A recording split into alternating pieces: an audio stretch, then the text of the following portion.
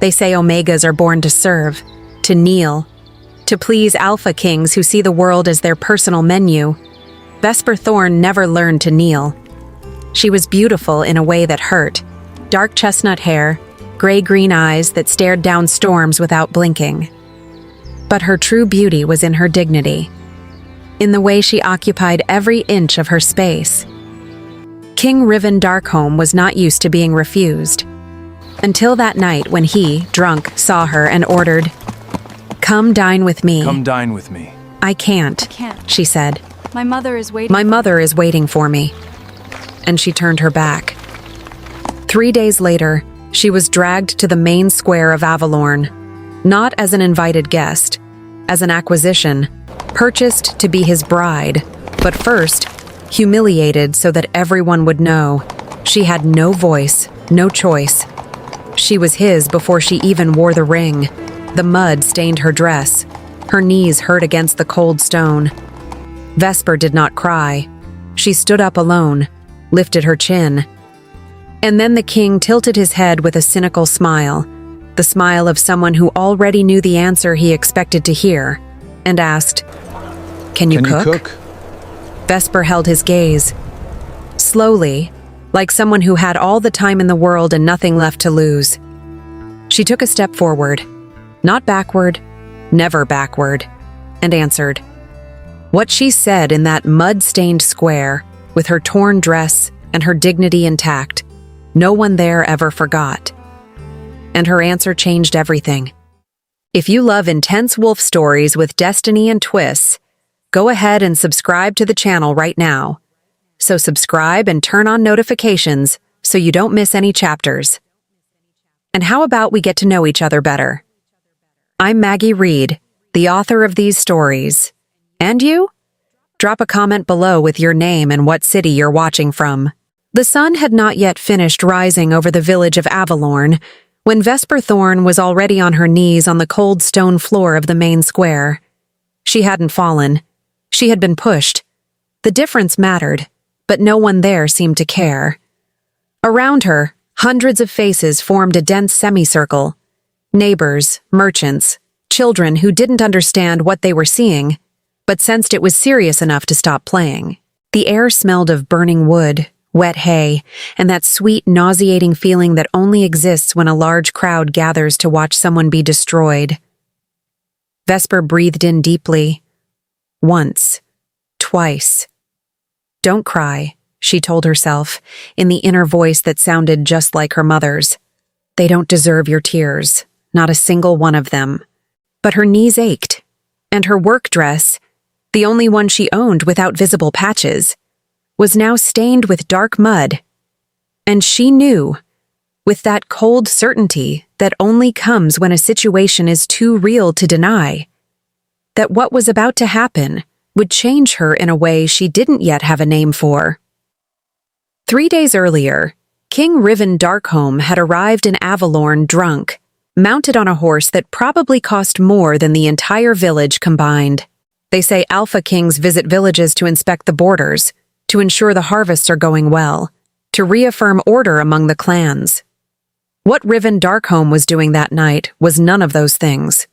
He and his men had stopped at the tavern, consumed more ale than an entire clan in a week, and then he had walked out into the streets of Avalorn with that particular ease that powerful people carry when they are convinced the entire world belongs to them. And then he saw her. Vesper was carrying 2 water buckets from the communal well back home, her arms tense with the weight, her hair pinned up in a bun that kept threatening to come undone. She wasn't dressed up. She wasn't trying to draw attention. She was simply existing, with that quiet dignity that women learn when they grow up knowing nothing will ever come easy. Hey! His voice came before she even realized she was being watched. You, stop. Vesper stopped. Not out of fear, or at least that was what she preferred to believe, but because he was the king, and ignoring the king on an open road was the kind of thing that ended badly for everyone nearby. She looked at him directly. That was the first mistake, by Avalorn's standards. Omegas did not look alphas in the eye, especially not kings. But Vesper Thorn had always had that problem of looking things straight in the face, He was closer than she expected. The horse had moved without her noticing, and now Riven Darkholme was perhaps 3 steps away, looking at her with that expression drunk men wear when they think they've found something they want. His eyes were dark, nearly black, and even in that state he was unsettlingly handsome in a way that seemed intentional, like a carefully laid trap. "What's your name?" he asked, with the ease of someone accustomed to questions being answered immediately. "Vesper," she said. Just that. No title she didn't have, no deference he didn't deserve at that hour.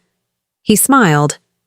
Not with joy, the way people smile when they're not used to finding resistance and find it amusing, at first. Vesper. He repeated the name as if tasting it. "Come have dinner with me tonight." And there it was, not an invitation, a statement. Vesper felt the weight of the buckets in her arms. She caught the smell of alcohol in the air between them. She felt the eyes of the men around her, the king's soldiers, watching with the disciplined attention of people who know they're witnessing something about to go wrong and choose not to intervene regardless. "I can't," she said. The silence that followed was the kind that hurts your ears. One of the soldiers audibly caught his breath. Another turned his face away. And Riven Darkholme, Alpha King of the Valdris territory, went completely still for a moment that seemed to last far longer than any reasonable moment should. "What?" he said, quietly, with that stillness that is more dangerous than a shout. "My mother is waiting for me for dinner," Vesper said, her voice completely steady. "She's elderly and doesn't eat well when I stay out. I appreciate the honor, but I can't tonight." She picked the buckets back up and turned to go. She didn't make it 2 steps. "No one," his voice came differently now, lower still, but carrying that layer of authority that isn't learned, it's inherited. "No one refuses the king." Vesper didn't turn around. She kept walking. And that was the second thing that changed the course of everything. Later that same night, one of the soldiers, a tall man named Bryn, with ears slightly too large for his face and the unfortunate gift of always being in the wrong place at the wrong time, found his fellow guard leaning against the tavern wall with a troubled expression. "The king had the men find out her full name, her family, her situation," said the other guard in a low voice. Bryn blinked. "What for?" "No idea." But he stood there staring at the street where she walked off for about... The guard paused, counting mentally. 3 whole minutes, stone still, drunk, staring at an empty street. Bryn considered this. Is that romantic or terrifying? Probably both. Great. Bryn straightened the helmet that had gone crooked. Love it when our assignments get complicated by the unresolved feelings of powerful people. Makes everything so simple. Neither of them laughed, but it was close. 3 days later, Vesper was on her knees on the cold stone floor of Avalorn's main square, mud on her dress, and 100 pairs of eyes on her. The voice that announced the decree belonged to Seneschal Torvald, a tall gray man with the remarkable ability to sound simultaneously bureaucratic and cruel. He read the parchment as though announcing the price of wheat. By decree of King Riven Darkholme, protector of the territories, Alpha King of Valdris, the Omega Vesper Thorn, of the village of Avalorn, is hereby designated as royal consort, to be escorted to Threnmar Castle within the next 48 hours. Such is the will of the king. Royal consort, an elegant way of saying she had no choice. This is an honor, someone in the crowd said, not with conviction. With the tone of someone practicing the phrase for later use. An honor for whom? Murmured another voice. Lower. No one answered out loud. From the middle of the crowd came a muffled, urgent sound that Vesper recognized before she even located its source. It was Denny, Dennick Waller to be precise, her childhood neighbor, 18 years old, ears shaped slightly like wings, and the unique ability to say exactly the wrong thing at exactly the wrong time with a sincerity so complete that it was impossible to be angry with him. But she was just pushed, Denny said, too loudly to the person beside him. "Is that legal? Does that seem legal to you? Because to me that seems pretty illegal." The woman beside him, his own mother, covered his mouth with her hand with the reflexive speed of someone who had practiced that gesture hundreds of times. Denny murmured something against her palm that sounded like "I'm just asking." Vesper felt a thread of warmth in her chest. Ridiculous and small, but there. "Thank you, Denny," she thought. "You're an idiot, but you're my idiot." The seneschal continued talking. There were conditions, procedures, the matter of the family dowry that would be conveniently waived given the circumstances. But Vesper had stopped listening to the words. She was listening to other things. The sound of her own heartbeat, steadier than it should have been. The smell of the mud on her dress. The scrape of the nearest guard's boots against the cobblestone. And then his tone shifted. Vesper understood they were reaching the part that the man had actually come here to say. "The Omega publicly refused to comply with the king's summons," Torvald said. "Such a refusal constitutes an affront to clan order and to the authority of the Alpha King. As public acknowledgement of this affront, and to make clear to all inhabitants of Avalorn and the surrounding regions that the king's law admits no exceptions." He paused, dramatically, deliberately. "She will be escorted to the castle not as a guest, but as acquired." The word fell over the square like a stone into still water. Acquired, purchased, like livestock, like property. There was a difference between being chosen and being acquired, and everyone there knew what it was. One was an invented honor, the other was a real humiliation. The murmur that moved through the crowd was long and low. Vesper didn't look at the faces. She looked at the stone floor before her, and let time pass with the patience of someone who had learned that some storms only end when they decide to. On the far side of the square, she could not see, she was too far, the figure watching everything from a gap between two buildings. A middle-aged woman, well-dressed for someone not participating in the official ceremony, with amber-colored eyes and an expression that wasn't quite satisfaction, but came very close. Lady Vivienne Vale watched Vesper Thorne's humiliation with the concentrated attention of someone who had been waiting for this moment for quite some time, and who was already calculating how to turn this beginning into something far more useful for her own plans. She was not Vesper's enemy by accident, but that story would need a few more chapters to fully unfold. There was a sound of hoofbeats, and the crowd parted almost without anyone needing to be told, because the body learns the instinct to step away from power before the mind understands why. Riven came on horseback, different from 3 nights before. Sober now, dressed in Valdris's dark formal colors, his expression closed with that studied neutrality that Vesper was already learning to recognize as the face he wore when doing something that couldn't be questioned. He dismounted and walked toward her without hurry, his boots striking a steady rhythm against the cobblestones. He stopped 2 steps away. And Vesper, on her knees on the cold ground, raised her face and looked at him directly, because it was the only thing no one could take from her. Riven studied her for a long moment. There was something in those dark eyes she couldn't name. It wasn't triumph. It wasn't easy satisfaction. It was something else, something more restless than that. When Torvald had pronounced the word acquired, only those standing very close to the king would have noticed. His hand closed briefly around the hilt of his sword. Not to draw it, simply to grip. 1 second. Then it opened again, slowly, as though releasing something he hadn't wanted to hold. No one commented. No one was going to comment. But Vesper, looking up at him from below, saw it. Riven crouched slightly, not all the way down to her level, but enough for his voice to carry only between the 2 of them, away from the ears of the square, and said, "You could have said yes." There was something in his voice she hadn't expected. It wasn't anger. It was almost, beneath everything, a genuine question. "And you could have asked differently," she replied, at the same low register. His jaw shifted slightly.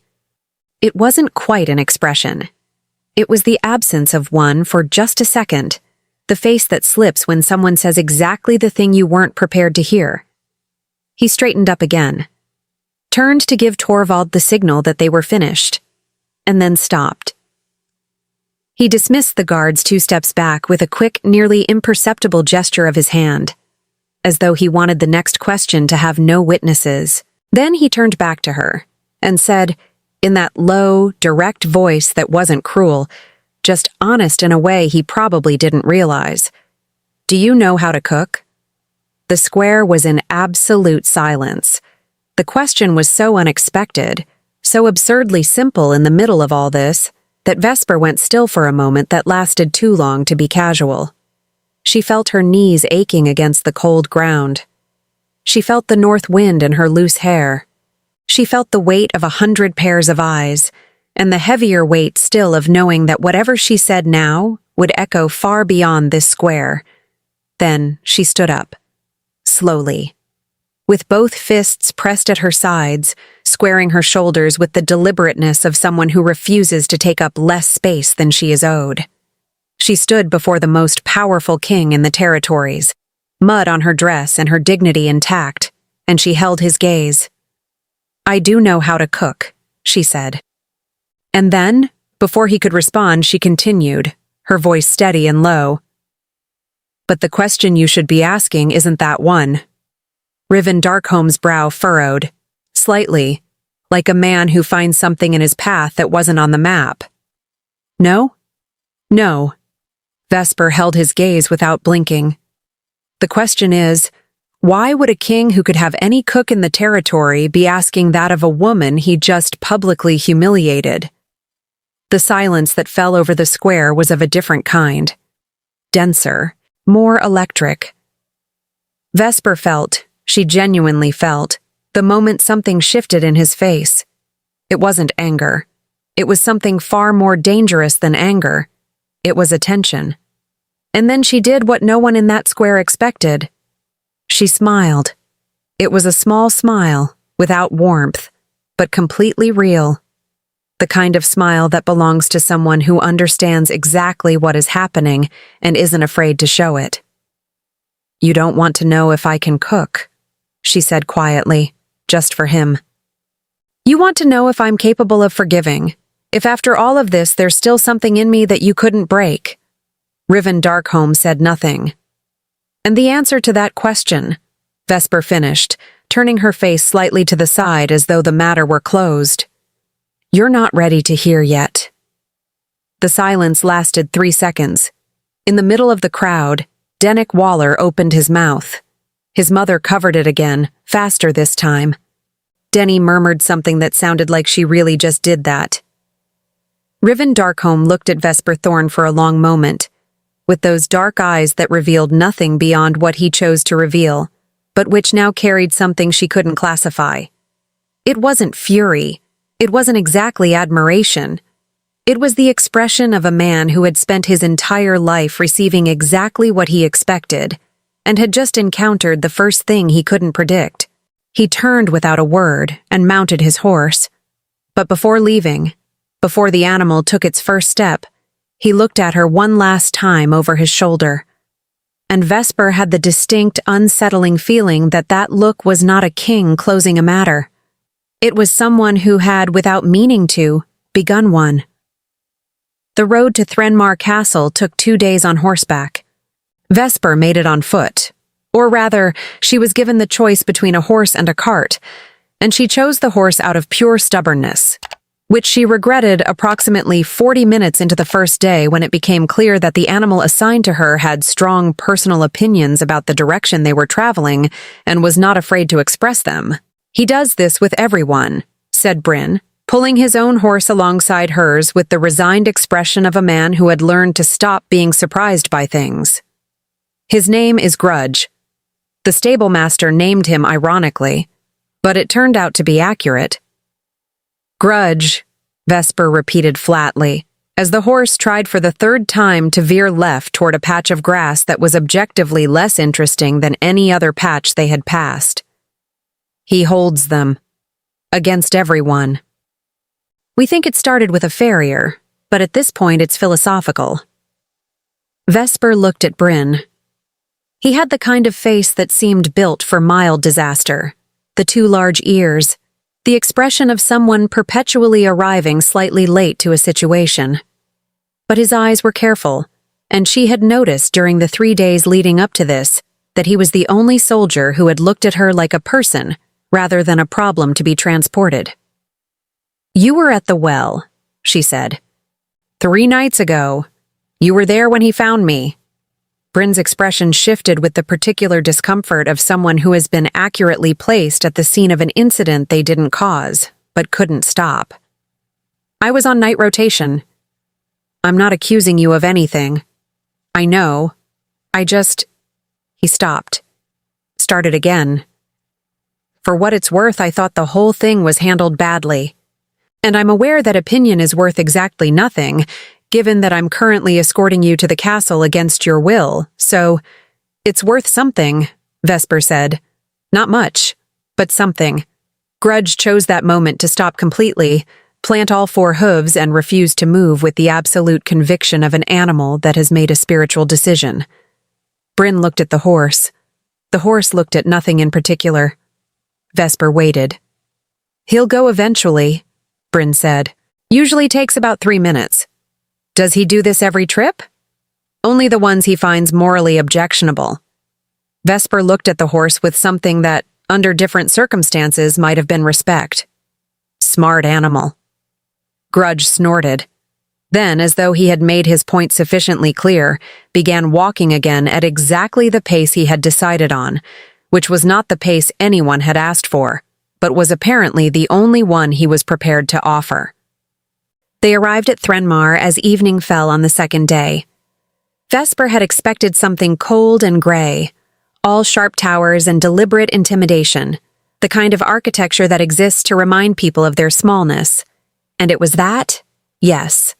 But it was also larger than she had prepared herself for, and the sheer scale of it hit her somewhere between the sternum and the stomach, in a way that had nothing to do with fear, and everything to do with the sudden, visceral understanding that this was real. She was here. This was happening. The gates opened without ceremony. The courtyard inside was already lit with torches, and a small assembly of castle staff waited in the kind of organized silence that meant they had been standing there long enough to be tired of it, but had been told to look composed regardless. At the front of them stood a woman. She was perhaps 50, with silver-streaked dark hair pulled back with military precision, and an expression that had clearly once been warmer and had since been refined, through years of castle management, into something efficient and watchful. She wore the household colors and carried herself like someone who had personally kept the entire castle running through at least 2 crises that no one was allowed to talk about. "Marin Ashby," she said, before anyone could introduce her. "Head of household staff. You are Vesper Thorn." It was not a question. "I am," Vesper said, dismounting without help, which required more effort than she wanted to show after 2 days on a horse with opinions, and landing steadily on both feet through sheer determination. Marin looked at her for a moment with the evaluating precision of someone who has assessed a great many people and is deciding how much of the truth to offer on a first meeting. "You're not what I expected," Marin said. "People keep saying that." "They'll keep saying it for a while." A pause.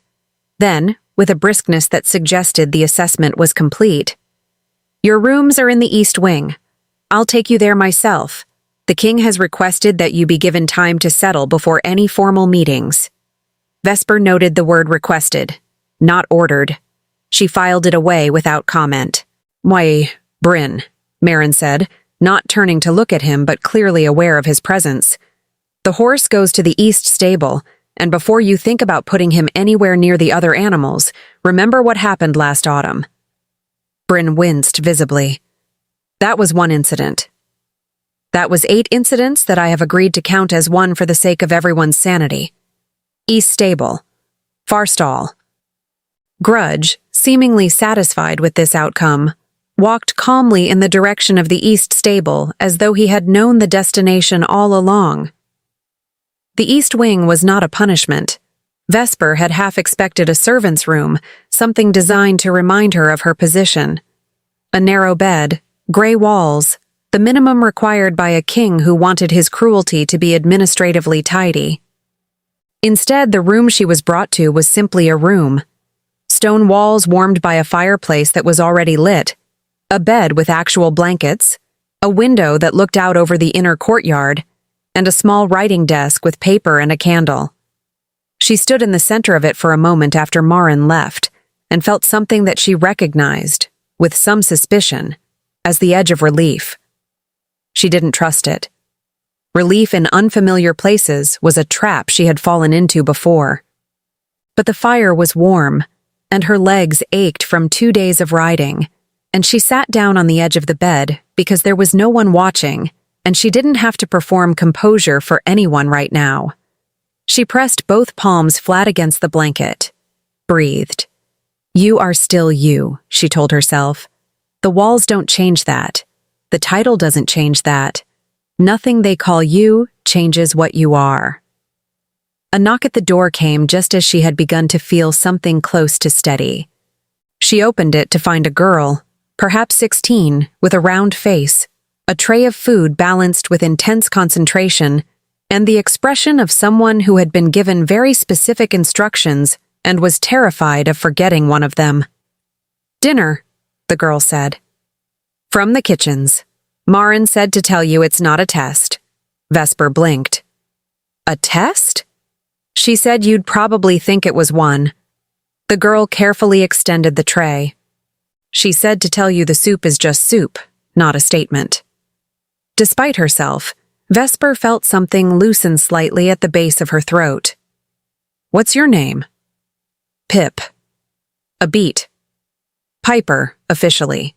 But everyone calls me Pip except on formal occasions, and this doesn't feel formal because I almost dropped the tray on the stairs and there's some soup on my sleeve, so... Vesper took the tray. Thank you, Pip. Pip looked at her with the open curiosity of someone who had clearly heard a great deal about her arrival and was revising their expectations in real time. You're not scared, she said.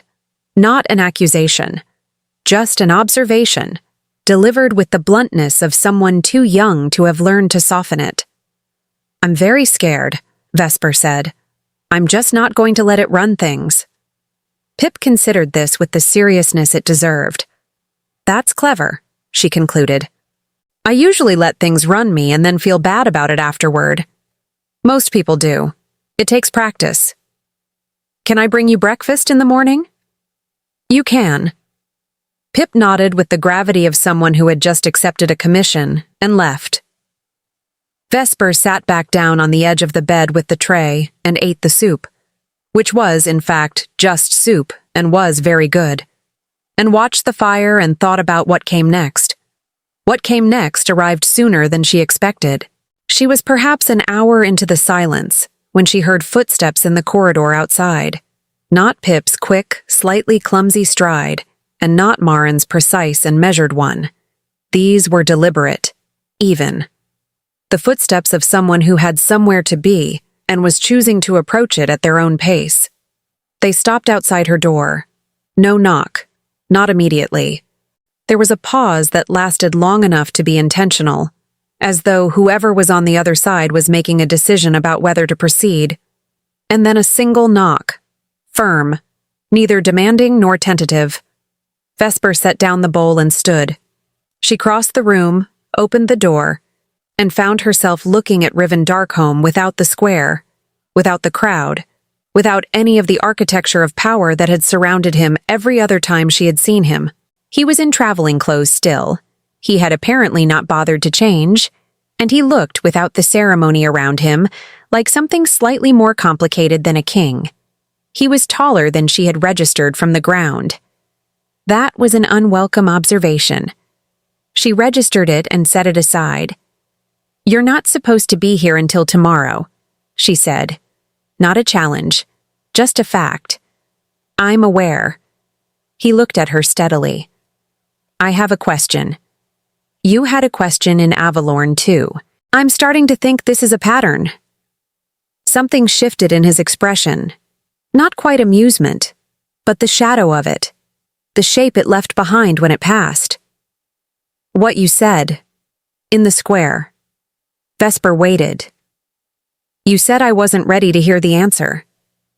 He didn't look away. I want to know if that's still true. The fire crackled behind her. The corridor was dim and quiet, and there was no crowd here, no Torvald reading decrees, no one watching to see who broke first. It was just the two of them, and a question hanging in the space between a threshold and a decision. Vesper studied him for a long moment. She was looking for the calculation in it, the angle, the strategy, the thing that powerful men always had tucked beneath their words when they came to you in private asking questions that sounded honest.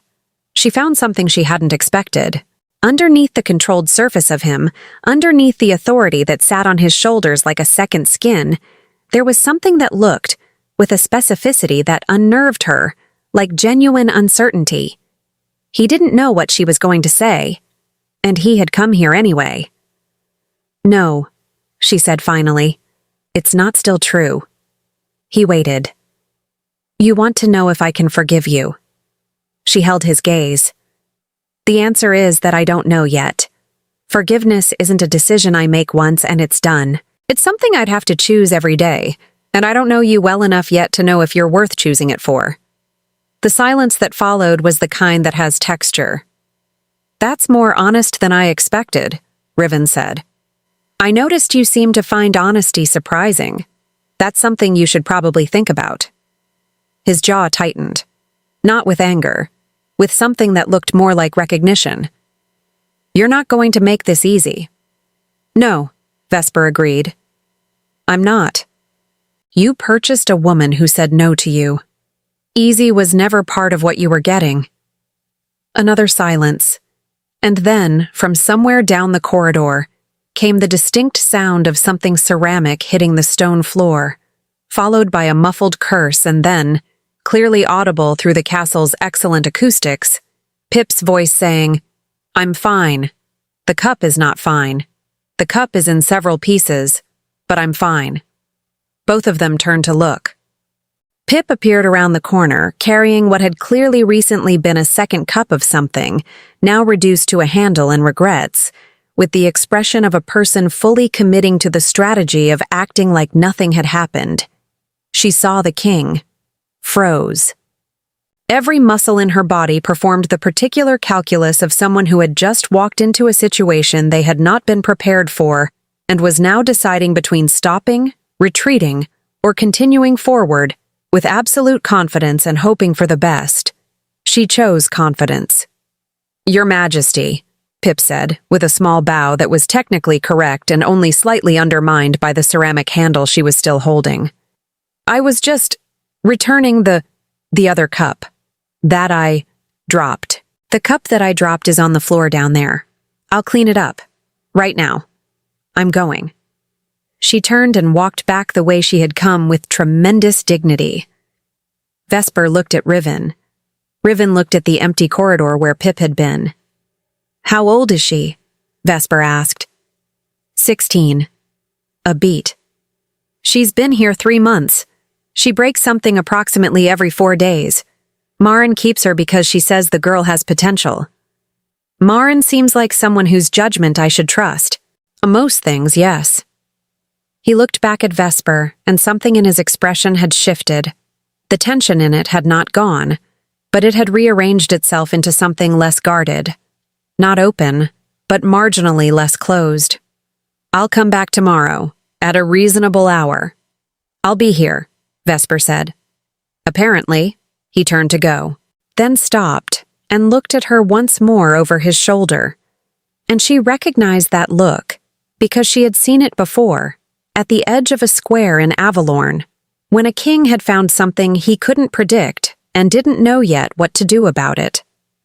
The question about cooking, he said. It wasn't random. I know, Vesper said. He waited, as though expecting her to explain what she knew. She didn't. She held his gaze and said nothing, and let the silence do the work. His mouth moved in something that was almost, not quite, but almost a smile. Then he walked away down the corridor, his footsteps even and unhurried, as though he had gotten exactly what he came for and was still figuring out what it was. Vesper stood in the doorway for a moment after he was gone. Then she went back inside, sat down, and looked at the fire. Every day, she had said, forgiveness is something I'd have to choose every day. She hadn't lied, but she was already aware, with a clarity that felt inconveniently honest, that it was going to be harder to choose it than she had made it sound. She pressed her palms flat against the blanket again. You are still you, she reminded herself. Down the hall, the faint sound of ceramic being swept up, and Pip murmuring what sounded like an apology to the floor, drifted through the stone walls. Vesper breathed out slowly. Still you. Whatever comes next, still you. Vesper woke before dawn to the sound of shouting in the corridor. Not one voice. Several. For one suspended second, she stayed still beneath the blankets, staring into the dark and listening. Then a crash followed, something heavy hitting stone, and the entire room seemed to wake up with her. She sat upright at once. The fire had died down to a red glow in the grate. The room smelled faintly of ash, wool, and the soup she had finished hours before. But now there was something else in the air, too. Urgency. The kind that doesn't politely announce itself. Another shout rang out, this one sharper. No, absolutely not. If the king wants it moved, he can come move it himself. That voice made Vesper blink. Pip. Then another voice, deeper and furious. That is a royal archival chest, not a laundry basket. It looked lonely. Pip shot back. Vesper pressed her lips together, and against her will a small laugh escaped her. Of course the first thing to happen in Threnmar on her first full morning was a scandal involving a lonely chest. She threw off the blanket and crossed to the door just as a third voice barked from farther down the hall. If anyone has seen the Blue Seal ledger, do not touch it. Do not breathe on it. Do not think too near it. That one, she suspected, belonged to Maren. Vesper opened the door. The corridor beyond was alive with motion. 2 servants hurried past carrying folded linens. A guard leaned against the wall with the expression of a man who had already seen too much before breakfast. Pip stood in the middle of the hallway, her hands on her hips, glaring at a stack of crates nearly as tall as she was. You cannot just leave these in the corridor, Pip was saying, voice rising with righteous outrage. Someone will trip. Someone important, probably. Then everyone will act like it was a tragedy when really it was poor storage management. Those crates contain supplies for the Western Conservatory, said the older steward across from her. Then the Western Conservatory should come pick them up. The steward stared at her. Pip stared back. Vesper covered her mouth and looked away before she laughed outright. That was when Pip spotted her. Oh! Pip's face cleared instantly.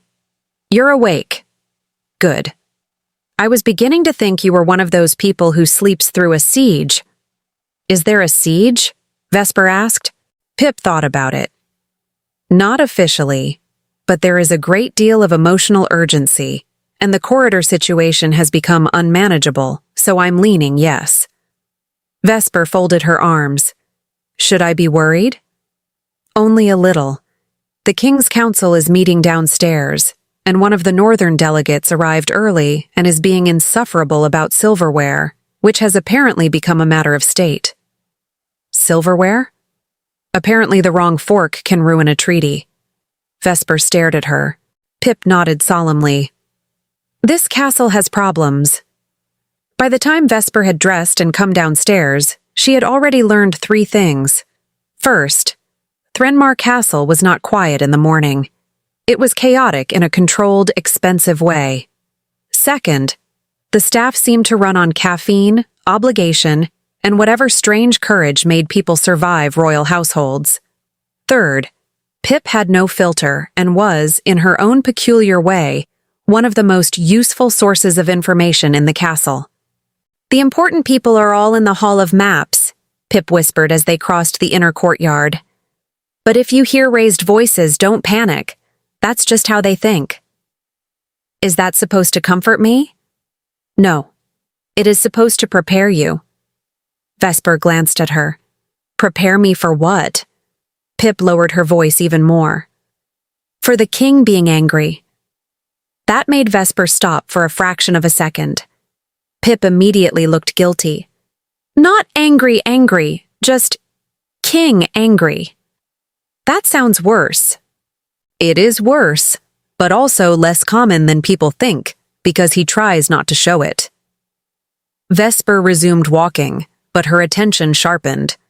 Tries not to show it. That mattered. She had noticed it yesterday in the corridor, the tiny fracture in his expression when he'd asked her about forgiveness. She had seen enough men in power to know that the ones most dangerous were the ones who believed they had no reason to hesitate. Riven did not seem to be one of those men, which was either a hopeful sign or a trap, probably both. At the entrance to the Hall of Maps, 2 guards stood with the sort of strained composure that meant something inside was going very badly indeed. One of them recognized her. Bryn, with the 2 large ears and the permanently apologetic face. "Oh, good," he said when he saw her. "You're here. Maybe things will improve." "That's not encouraging," Vesper said. "It wasn't meant to be. It was meant to be honest." Inside, voices were rising. Vesper stepped into the doorway and saw the table first, a massive slab of polished dark wood covered in maps, markers, rolled parchment, and at least 1 overturned cup. Then she saw Riven. He was standing at the far side of the table with both hands braced against the wood, shoulders rigid, jaw tight enough to hurt just looking at him. Across from him stood 3 men and 1 woman dressed in fine northern wool, all of them wearing the kind of expressions that meant they had mistaken politeness for control. The woman was the center of it. She was beautiful in the carefully maintained way of noble women who understand power as a performance. Her dark hair was pinned in a smooth coil, her pale green gown was trimmed with silver, and her smile was flawless in the way polished glass is flawless. Vesper felt her stomach go cold. Vivienne Vielle. She had seen enough in the village to know the name already. Vivienne was the kind of woman people praised loudly in public because they were scared to dislike her in private. She was wealthy, connected, and impossible to ignore. And from the way she was looking at the king now, Vesper understood something with immediate clarity. Vivienne had not come to Threnmar to be pleasant. "I'm only saying, Your Majesty," Vivienne was saying, her voice soft enough to be polite and sharp enough to draw blood if it wanted, "that bringing an unsanctioned Omega into the castle without proper clearance creates instability." "She was sanctioned by my decree," Riven said. Then the decree was hasty. One of the men beside Vivienne made a faint sound of agreement, as if he were too cowardly to speak but eager to be included. Riven's hand tightened on the edge of the table. Vesper saw it. Another tiny sign. Another crack of control. His face remained still, but the tension was there in the set of his shoulders, in the absolute precision of the silence before he answered. "You are here to discuss border shipments, not my household." In a castle this size, Your Majesty, the household becomes state business when it affects the mood of the king. That was when Vivienne's gaze drifted, almost lazily, to the doorway, and landed on Vesper. The smile she gave her was bright and poisonous. Ah, there she is. The room changed, not dramatically, not all at once, but enough. Vesper felt every eye turn toward her, some with curiosity, some with dislike. 1 or 2 with the awkward, uncomfortable look of people who had already heard gossip and were now regretting it. Riven turned. The moment he saw her, his expression shifted. Not much. Just enough that Vesper noticed. Vivienne noticed too. That made the woman smile wider. "I was wondering when your new acquisition would appear." The word landed like a slap. Vesper felt the room hold its breath. Riven straightened slowly. very slowly. And Vesper, who had already learned that the castle listened to everything, saw the small movement in his throat as he swallowed once before speaking. "Say that again," he said. Vivian kept smiling. "Acquisition. It seems an accurate term for a situation that began in public humiliation and ended in a royal declaration. I assumed we were being honest. There it was. The insult was clean, elegant, and calculated. Not only to Vesper, to Riven too. Vivian had said it in a way that made the king look weak if he corrected it, and cruel if he didn't. Vesper took one step into the room before she had consciously decided to move. The guards noticed. Bryn, near the door, shifted as though he might intervene if needed, then apparently decided to wait and see whether the king would explode first. Pip, who had followed Vesper a half step behind and was now peeking around her shoulder, whispered, far too loudly, "If this turns into a duel, I call the loser's boots." Vesper choked on a laugh. Riven's eyes flicked once to Pip. Something like disbelief passed over his face, brief and unwilling. Then it was gone. Vivian looked between them, clearly irritated that the room had not remained properly tense. "And you are?" "Piper. I work in the kitchens, and I'm old enough to know you're being rude." A beat of stunned silence followed. Then, despite everything, one of the southern aides at the table made a noise that could only be described as a badly concealed laugh. He turned it into a cough at the exact wrong second, which only made it worse. Vesper saw the tiniest shift in Riven's face. Not a smile, not fully, but the tension around his mouth moved, and for a second he looked less like a king and more like a man trying very hard not to laugh in the middle of a diplomatic disaster. That small crack was all Vesper needed to understand something. He was not comfortable with this, with the title, with the public game, with the way Vivian was pushing him into a corner using language as a weapon. And behind that irritation, behind the control, there was something else. He did not want her humiliated any more than she already had been. That realization landed with unexpected force. Vivian noticed the shift in him too. Her gaze sharpened. "Your Majesty, perhaps if you are finished entertaining the staff, we could discuss matters that actually affect the future of your territory." "The future of my territory," Riven said, his voice quiet in the way that meant it was becoming dangerous. "Includes who enters my castle and how they are treated within it." "Then perhaps your priorities are becoming emotional," Vivian replied. The word emotional was spoken like an accusation, like weakness. Vesper felt something hot and steady rise in her chest. Before Riven could answer, she spoke. "If you want to discuss my presence in the castle," she said, stepping fully into the room now, "I recommend doing it without pretending I'm not standing right here." Every head turned toward her again. Vivian looked delighted to have her attention. "And you are?" Vesper lifted her chin. "Vesper Thorn." "Of course." Vivian's smile was all teeth now. The village girl who discovered how to say no to a king and then somehow became a household problem. Pip muttered, "That's one way to get fired from a conversation." A nearby guard coughed to cover another laugh. Vivian ignored them. "I had heard you were plain-spoken," she said to Vesper. "I didn't realize you were reckless enough to think insolence would protect you." Vesper took a careful breath. This was the kind of woman who counted on others shrinking, the kind who mistook silence for defeat and fear for respect. Vesper had met women like her before, just never in silk and silver and the center of a royal war room. "I don't need protection from honesty," Vesper said, "only from people who confuse cruelty with refinement." That time, the room really did go still. Pip, apparently unable to resist, whispered, "Oof." Vivian turned to Riven, ignoring Vesper again like a deliberate insult. "Is this how you intend to run your household? By allowing your newest addition to speak to nobility as though she has standing?" Riven's eyes moved from Vivian to Vesper and stayed there. When he spoke, his voice had become very calm. She will speak to anyone in this castle as she wishes, so long as she does so with the truth.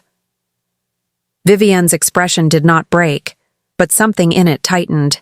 Then your castle is already changing, she said softly. Which means the stories were right. You always were vulnerable to sentiment when confronted with something pretty enough to distract you. That was the wrong thing to say. Vesper felt it before everyone else did. The air sharpened. Riven moved, not explosively, but with a precision that made every person in the room tense. He came around the table in 3 strides, and stopped only when he was directly in front of Vivienne. The room seemed to shrink around that distance. "Leave," he said. Vivienne lifted her brows. "I'm only helping." "Leave. You can't afford to shut out the people keeping your alliances stable." For a second, she sounded almost smug. Then Riven did something unexpected. He took 1 step back, because he had chosen not to let her force him into a scene she could later use. Vesper saw it clearly. That was the first time she fully understood his strength. It wasn't just temper or authority. It was restraint, the ability to walk away from a confrontation even when every instinct demanded otherwise. He was not weak. He was controlled, which meant when he finally gave in, it would matter. "The meeting is over," he said. One of the northern men blinked. "Your Majesty." "Over." A pause. Then, one by one, the others began collecting their papers. Not quickly, but with the obedient speed of people who recognized the edge in his voice and chose survival. Vivienne did not move immediately. She remained where she was, looking from Riven to Vesper and back again, and Vesper had the uncomfortable certainty that Vivienne had already decided she was not going to lose this game quietly. At last, Vivienne smiled. "Very well. Enjoy your household matters." Then her eyes slid toward Vesper. "Just remember, dear, that a castle is not a village. Things that are tolerated for a season are not always tolerated forever." And she left. When the door shut behind her, the room released a breath it had been holding. Pip let out a low whistle. "That woman walks like she knows where all the bodies are buried." "Pip," Marin said from the far side of the room, appearing as though she had materialized from the stone itself, "I absolutely did not ask for your opinion." "I know. That's why I gave it freely." Marin shut her eyes briefly, as if praying for strength. Vesper, however, was watching Riven. He had turned back to the map table. His posture was controlled again, but the energy in the room had changed. She saw the tension in his shoulders before he spoke. Everyone out except Marin. The room moved at once. Pip hesitated only long enough to give Vesper a tiny, solemn nod, equal parts sympathy and excitement, before being gently but firmly ushered out by a guard. Bryn lingered at the door and, as he passed Vesper, muttered under his breath, "For what it's worth, you did better than any of the nobles." "That sounds like a low bar," Vesper said. "It is. But still." Then the doors closed. Silence settled in the hall. Riven remained standing with one hand braced against the table. Marin folded her arms and looked from him to Vesper with the calm of someone who had seen this exact kind of problem before and was already deciding how to prevent it from getting worse. Vesper stood near the doorway, waiting. At last Riven spoke, still not looking at her. "Vivienne Vielle has decided you are a weakness." Marin made a sound that suggested she already knew this and found it irritating. Vesper didn't answer right away. "Is she wrong?" That brought his head up. Not much, but enough. For the first time since she'd met him, Riven looked at her directly without the mask of command between them. The expression in his eyes was measured, but the answer behind it seemed to cost him something. "No," he said. Then, after a pause that had weight, "She is wrong about what kind?" Vesper felt her pulse shift. Riven's gaze held hers. "I am not weak because you matter to me." he said.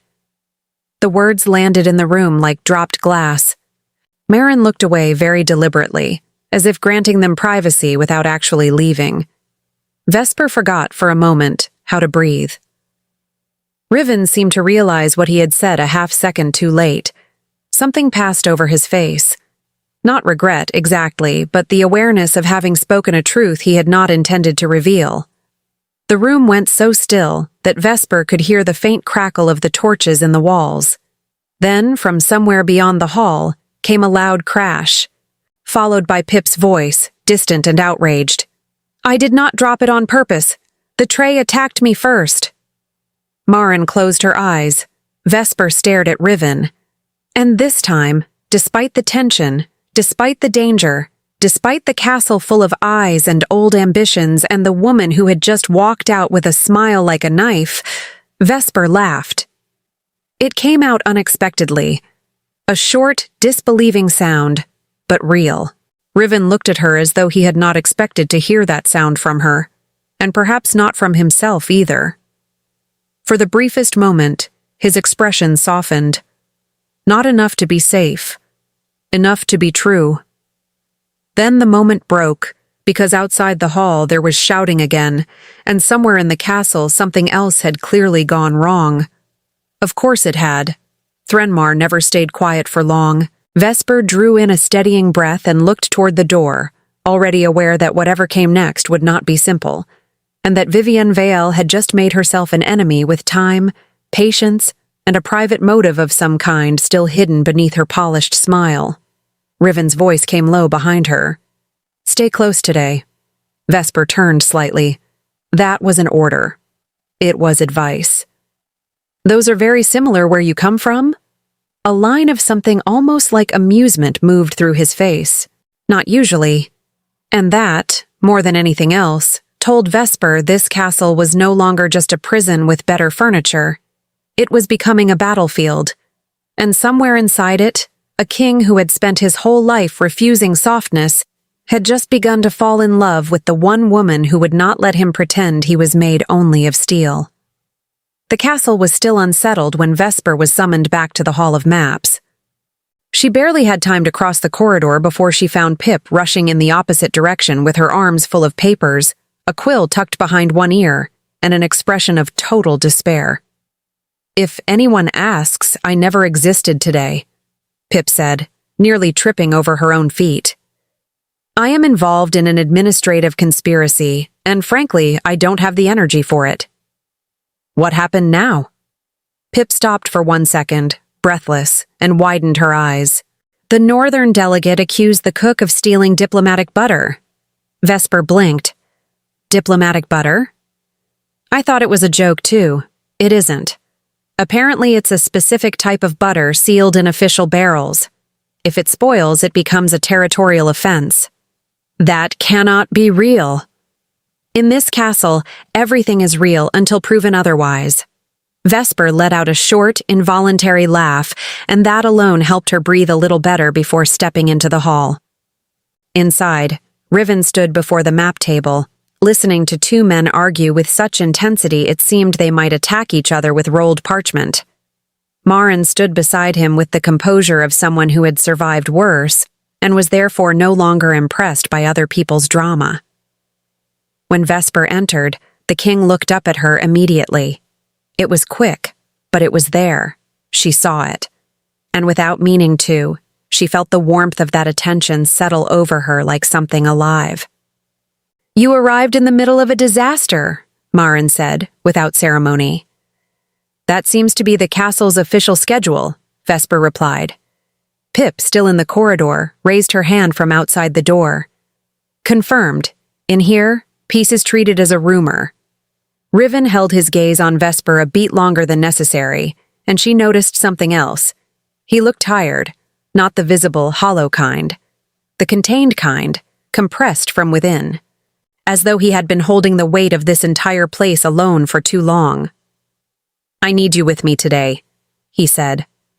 The phrase landed in the hall with unexpected weight. Vesper kept her face neutral. "With you." "How?" The silence that followed was short, but full of meaning. Riven seemed to realize the ambiguity half a second too late. To accompany the inspections, and to tell me what you see when people are lying. Marin tilted her head with interest. Pip, from the doorway, whispered far too loudly, "That was almost a trust." "Pip," Marin said without looking at her, "leave before I assign you to the archives." The archives would hate me. Justifiably. Vesper crossed her arms. "Why me?" Riven didn't answer immediately, and that alone was already an answer, because he wanted to know what she thought, because he didn't trust what the others told him, because something in her pulled him closer even when he tried to keep his distance. But he said only, "Because you told me the truth once. I want to know if you can do it again." Vesper held his gaze for a moment longer. "I can, but I won't promise you'll like it. I didn't ask you to lie to please me." That made her raise an eyebrow. "No?" "No." And for a fraction of a second, the mask slipped again, just enough for her to see the human part beneath the king, the tight patience, the curiosity, the kind of restraint that only exists in someone who learned very early that showing feeling is handing the world a weapon. Vesper accepted, with a small nod. Riven didn't smile, but his posture eased slightly. Marin noticed. Of course she noticed. "Then it's settled," she said. "You're coming with us to the East Wing. There are suppliers, lists, and a visitor who needs to be educated on how not to insult a king's kitchen." "The kitchen again?" Vesper asked. "Always the kitchen," Marin replied, dry as stone. "People underestimate the power of food until they need it." Pip appeared again in the doorframe, as if she had been summoned by gossip. "I said the same thing yesterday and nobody listened." "Because you said it while trying to hide a pastry inside your sleeve," Marin answered. That was a political gesture. Riven passed a hand over his face, almost imperceptibly. Vesper caught a detail no one else seemed to notice, the tension in his jaw softening for half a second because of those two. Not much, just enough to show that humor in this castle was more than relief. It was a crack where air got in. And Vesper, against her own better judgment, felt her chest tighten with an absurd tenderness. He wasn't certain how to carry this life. She could see it. And that made him more dangerous, not less. The East Wing sat lower in the castle, close to the service corridors, and it was there that everything seemed to happen at once. Servants, guards, cooks, storekeepers, messengers, all moving through the halls with a nervous energy that reminded Vesper of an anthill about to collapse. She was walking beside Riven and Marin when they reached the main kitchen. The smell hit her first. Warm bread, garlic, broth, fresh herbs. Then came the sound. Spoons striking bowls, pots clanging, voices crossing, an organized chaos, which already showed more discipline than Vesper had expected from a royal kitchen.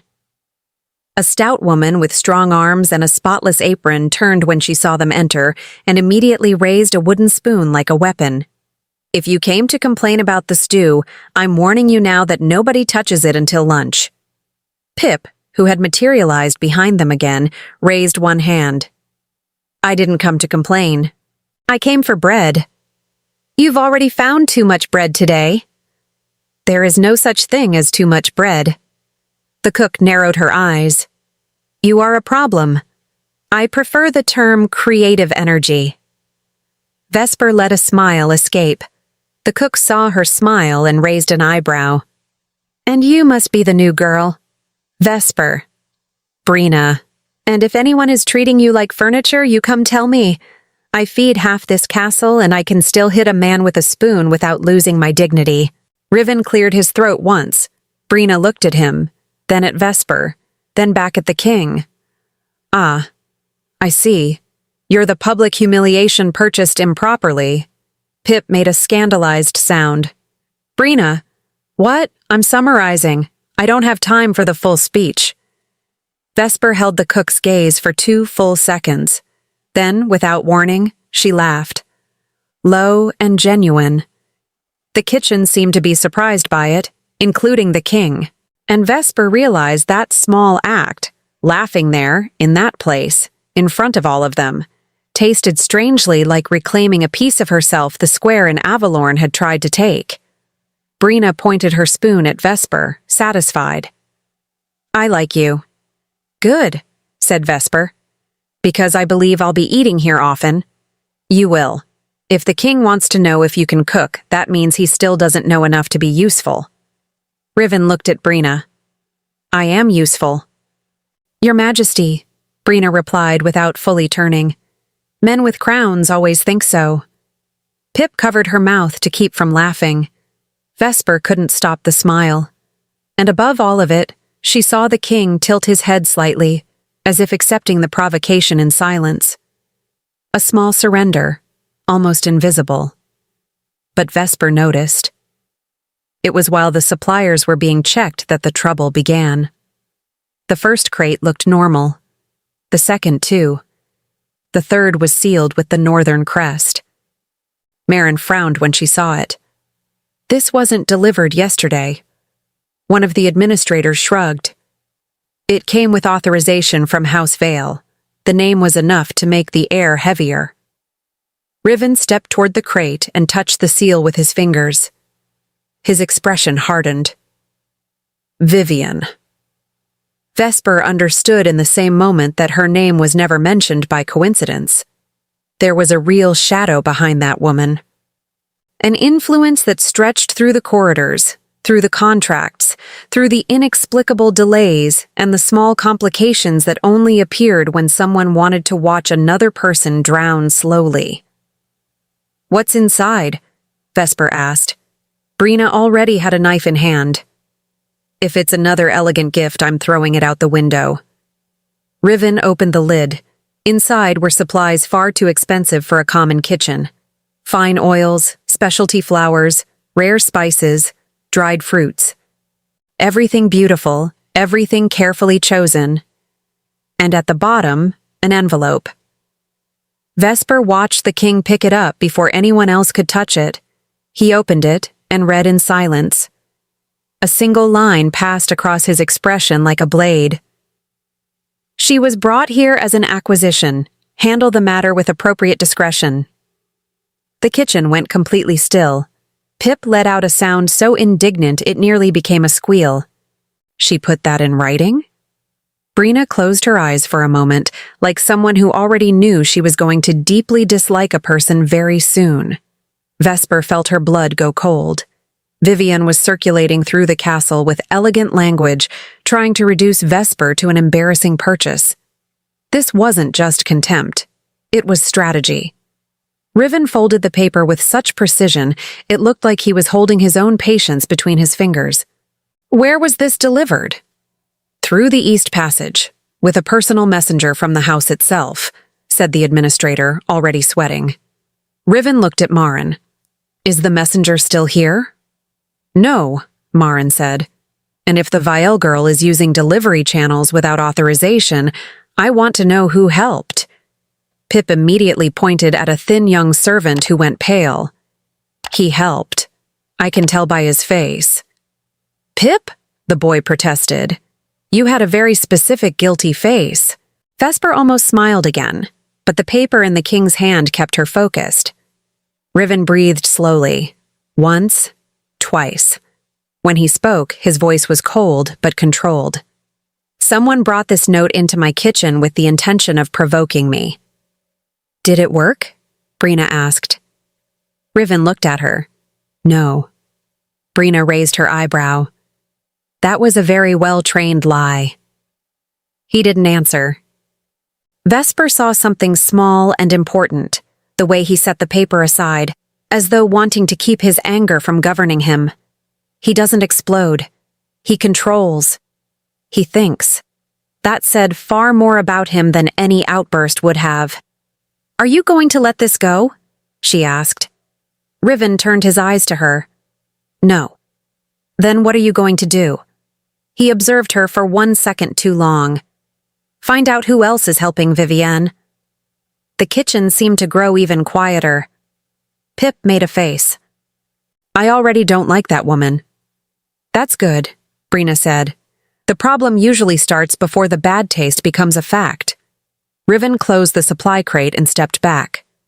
Vesper. She looked up. Stay close to me for the rest of the day. The sentence was an order, but there was something in how he said it that also sounded like protection. Vesper noticed that. And the king, most likely, realized she had noticed. His gaze hardened for a moment, as though he hated being transparent even in small pieces. But he didn't take it back. There is someone in this castle trying to isolate you, he said, lower now. And I will not allow Vivian to use you as a game piece. That should have sounded political. It didn't. It sounded personal. And Vesper felt her chest tighten with something dangerous and warm. Later, already in the corridor as they left the kitchen, she saw the messenger. Not the original one, a second man, with impeccable posture and dark clothing, waiting near the east archway with the bearing of someone who knew exactly when to appear. He was speaking with Vivian. Vesper stopped before anyone noticed she had stopped. Riven noticed too. Vivian was farther down the corridor, flanked by 2 guards and her usual polished smile. Upon seeing the king, she inclined her head with false sweetness. The messenger passed something to her. A small parcel. Vesper didn't know what it was, but she knew instinctively she didn't like it. Pip whispered beside her, with zero discretion. She has the face of someone who smiles while writing terrible things. Very specific, Vesper murmured. I study difficult people. It's my hobby. Riven took a step forward, but Vivian had already drifted away with controlled elegance, as though the exchange had meant nothing. Except it had. Vesper felt it in her body. Felt it in the way the king went still for half a second, watching the direction she'd gone. And when he turned to follow the woman, Vesper saw for the first time something that might have been fear, hidden behind his determination. Not fear for himself, fear for her. That struck her in a strange and almost painful way, because he was beginning to surrender, not on his knees, not in words, but in every decision where he placed her near him, in every step where he protected her without asking for recognition, in every silence, he broke only to tell her the truth. And Vesper understood, with a quiet jolt, that the king who had purchased her in a public square was losing the battle long before he would ever admit it. Not to her. To what he felt for her. That night, Vesper couldn't sleep. There were footsteps in the corridors after midnight, doors opening and closing, low voices, and at some point, very late, the sound of a metal object hitting the floor and someone muttering a curse so indignant it almost sounded moving. Vesper got up, pulled her cloak over her nightgown, and stepped out into the corridor before doubt could bring her back. The hallway was cold. She walked slowly, following the sound of voices until she reached the staircase leading to the administrative wing. There, hidden in shadow, she found Pip crouched on the floor surrounded by 3 keys, a candle, and an expression of personal tragedy. "What are you doing?" Vesper whispered. Pip looked up like someone caught in the middle of a military operation. "Nothing." "That doesn't look like nothing." "That's because you can't see the depth of my despair." Vesper folded her arms. "Pip." The girl closed her eyes and exhaled. "Fine. I'm trying to figure out why the east pantry was locked with a key nobody recognizes, and why the kitchen is missing 2 crates of grain. And before you say anything, yes, this looks exactly like the kind of problem that can turn into a scandal if I touch it wrong. You make me feel like this castle runs on accident. It runs on collective effort and fear." Vesper crouched down beside her. "Can I help?" Pip stared at her as though the offer was equal parts salvation and disaster. "You're telling me you want to participate in a rules violation at 2 in the morning? I'm telling you that you look like you need someone less dramatic and more useful." Pip smiled sideways. "Then you're exactly the kind of person this castle is going to love." "Is that a compliment?" "I'm not entirely sure." but it sounds like one. The two of them leaned over the lock. That was when they heard heavier footsteps turning the corner. Pip's eyes went wide. Oh, that's bad. Who is it? If it's who I think it is, we are officially very guilty. Riven appeared in the corridor carrying a lantern and the expression of a man somewhere between exhaustion and irritation. When he saw them crouched in front of the locked door, he stopped. Vesper froze. Pip, for her part, released a small theatrical sound of lamentation. "Good evening, Your Majesty," she said with false solemnity. "Before you ask, I was absolutely somewhere else." Riven looked at her for a second. Then he looked at Vesper. "What are you two doing?" "Investigating a theft," Pip said. "Of what?" "We don't know yet. That's part of the excitement." Riven closed his eyes for a moment, as if gathering the strength not to surrender to the absurdity of his own castle. "You should know that any explanation involving the two of you in the pantry corridor after midnight is probably bad for me." Vesper raised an eyebrow. "For you?" "I'm the king. Every eventual disorder finds its way to me somehow." Pip whispered to Vesper with complete lack of discretion. "He talks like someone who's never walked into an entirely collapsed kitchen." Riven heard. He naturally heard. He looked at the girl with a fatigue so genuine it nearly became humor. "Pip, please tell me you're not trying to break into the pantry. I prefer the term opening with effort. That doesn't improve anything." "It improves things for me." Vesper laughed quietly, and the king heard her laugh. The moment it happened, she saw the near-invisible effect it had on him. His expression shifted. The rigidity in his face eased for an instant, and there was a kind of involuntary relief in the way he breathed afterward, as though hearing her laugh had pulled the air back into him. And that, for some reason, made her chest tighten. Riven stepped closer to the door and examined the lock. "This latch is old." Pip looked up. "I noticed that too. And it was replaced recently. That I didn't notice. I expected as much." Vesper looked at him. "You know the lock?" "I know the type." "And that means?" "It means someone in administration wants to keep certain areas out of reach from anyone without formal authorization." Pip raised one accusing finger toward the ceiling. "So there was a reason for my despair." Riven stared at the door as if it had personally offended him.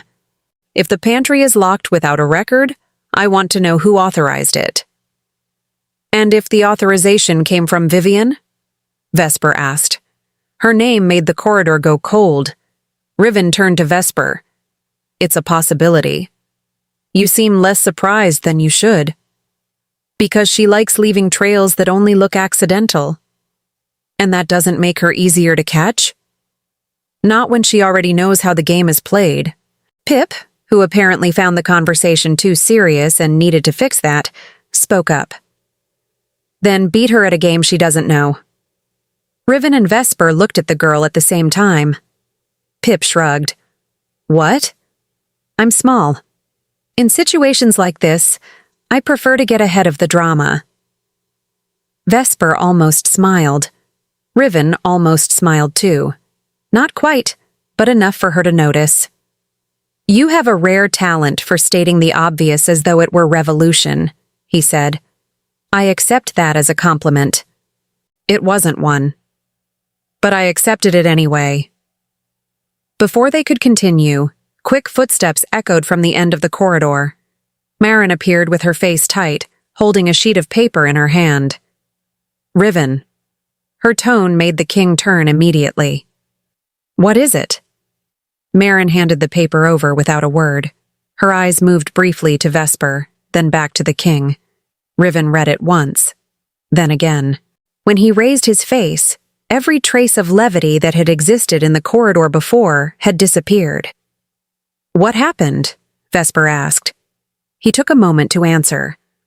"One of the servants from the East Wing was found trying to leave through the walls with a hidden package." "And?" Pip asked, all playfulness gone. Riven lifted his eyes. The package carried the seal of House Vale. Silence. Vesper felt her blood pound hard at her temples. Marin closed her hand at her side. Then we now have proof of internal contact. The servant? Vesper asked. In custody. Pip made a low, indignant sound. I knew his face was guilty. Riven pocketed the paper. I want every access point in the East Wing reviewed. Now. Marin nodded immediately and moved away with brisk steps. Vesper kept watching him. Do you believe he acted alone? Whether I believe it or not doesn't matter. His voice came out low, tired, controlled by force. If Vivienne is using castle staff, this has gone past social insult. This is infiltration. Pip made a face. Unfortunately, that sounds a lot more serious than my daily life. Your daily life already seems dangerous enough to me, Vesper said. I said so, Pip pointed at her, triumphant. She gets it. Riven looked at the two of them and, for the first time that night, didn't try to hide a small sign of humor. It was minimal. But it was there. Then, as if the softening bothered him, he went serious again. Vesper, come with me. She didn't move immediately. Now? Now. The way he said it indicated real urgency. Pip raised her hands. I'll head back before you put me to work carrying papers or something humiliating. You always carry papers, Vesper reminded her. Yes, but with purpose now. Riven was already walking. Vesper followed him down the corridor. Where are we going? She asked. He didn't look back when he answered. To find out who Vivienne is trying to buy inside my house. The tone of his voice sent a shiver through Vesper. Not from fear, from something worse. From certainty. Because she already understood what that woman was after. And what she was willing to destroy to get it. The corridor beneath the East Wing smelled like dust, old stone, and secrets that had been waiting too long to be disturbed. Vesper followed Riven down a narrow stairwell lit by a single lantern in his hand. The flame shifted with each step, throwing shadows across the walls and making the castle feel older than it had any right to feel. Behind them, the sound of the upper halls faded into a muffled hush. Pip had insisted on coming for 3 steps, then immediately changed her mind. I've reconsidered my life choices, she had announced from the top of the stairs. I will remain alive in the corridor and investigate from a safe emotional distance. Riven hadn't even turned around. Sensible. I know. It surprised me too. Vesper had nearly smiled then. Nearly. Now she had more important things to think about. The passage narrowed as they descended, and the air grew colder. Vesper lifted the hem of her cloak with one hand to keep it from brushing the damp stone. The walls were lined with old grooves, as if something had once been dragged through here often enough to leave a mark. Not furniture, not crates. People. Riven noticed her looking. This used to connect the service wing to the old storage vaults, he said. Used to, until part of the lower structure was sealed off after a fire. Vesper glanced at him.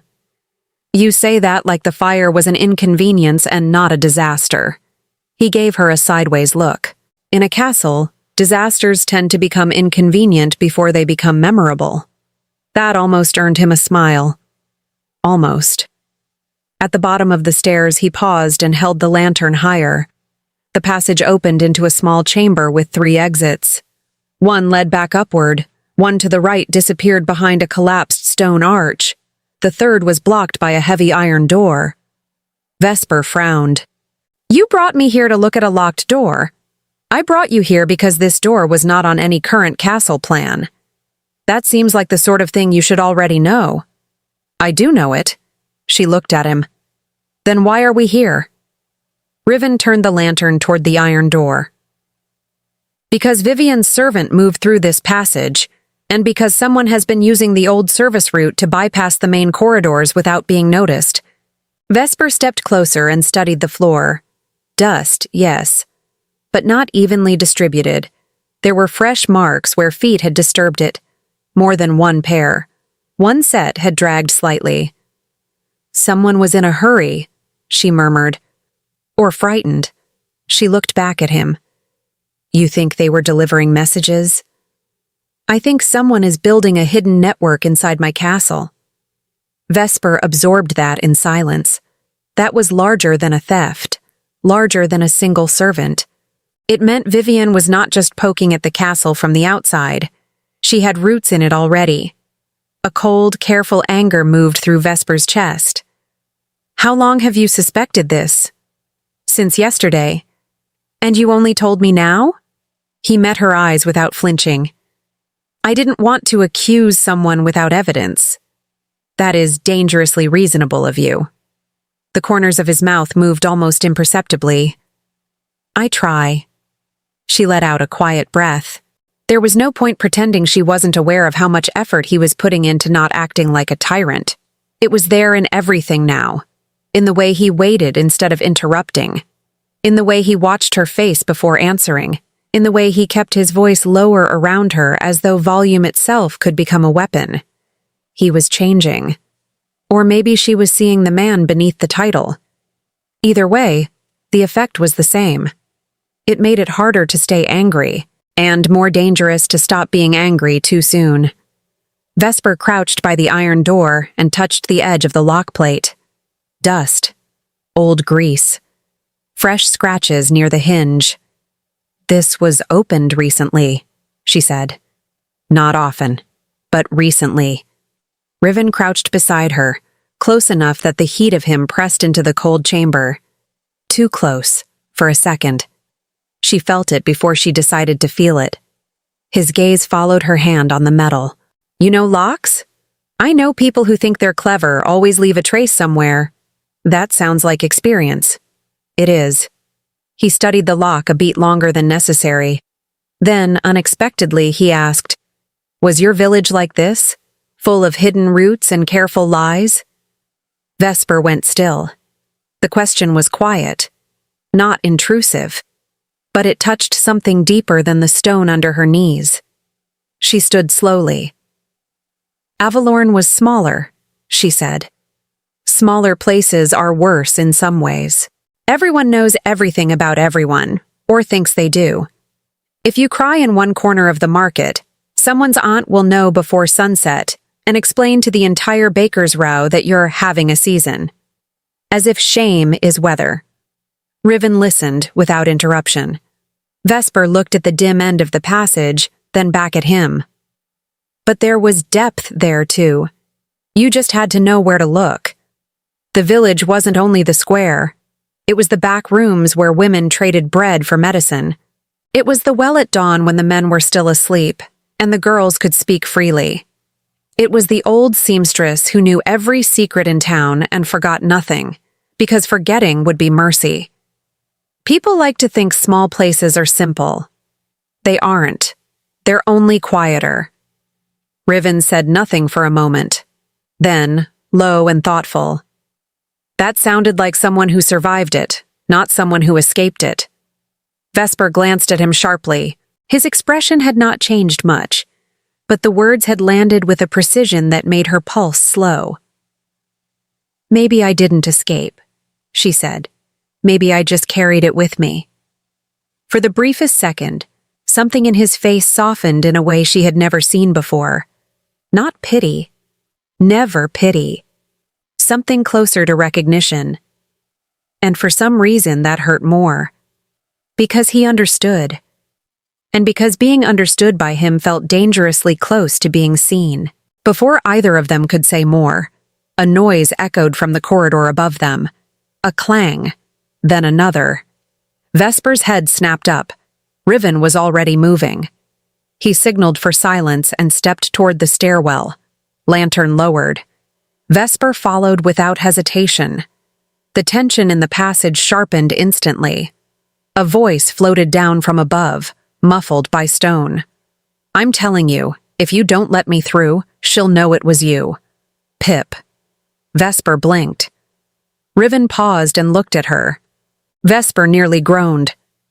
Please tell me she is not about to get herself arrested." A second voice answered Pip, deeper and irritated. "Miss, you cannot simply wander into restricted passageways because you have a feeling." "I can if the feeling is correct." "That is not how doors work." "It should be."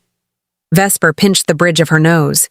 Riven looked up toward the stairwell with the expression of a man trying to decide whether to be angry or impressed. Then Pip's head appeared around the corner, hair slightly frizzed, one cheek smeared with dust, and a small folded note clenched triumphantly in her hand. "Found it," she announced. Riven stared. "Found what?" "The thing I was looking for." "Which was?" Pip looked offended. "I'm not a machine, Your Majesty. I'm allowed to have dramatic suspense." Vesper exhaled through her nose, already braced for trouble. Pip scrambled down the steps 2 at a time and thrust the note into Vesper's hand. It was tucked behind the loose panel near the laundry corridor. "I found it because I dropped a spoon and crawled after it, which is a very undignified way to become a hero. But here we are." Riven took the note from Vesper and opened it. The room went still. His expression did not change much, but the air around him did. Vesper saw it, and from the look on his face she knew the message was bad before he said a word. "It's from Vivian," he said. Pip crossed her arms. "Obviously.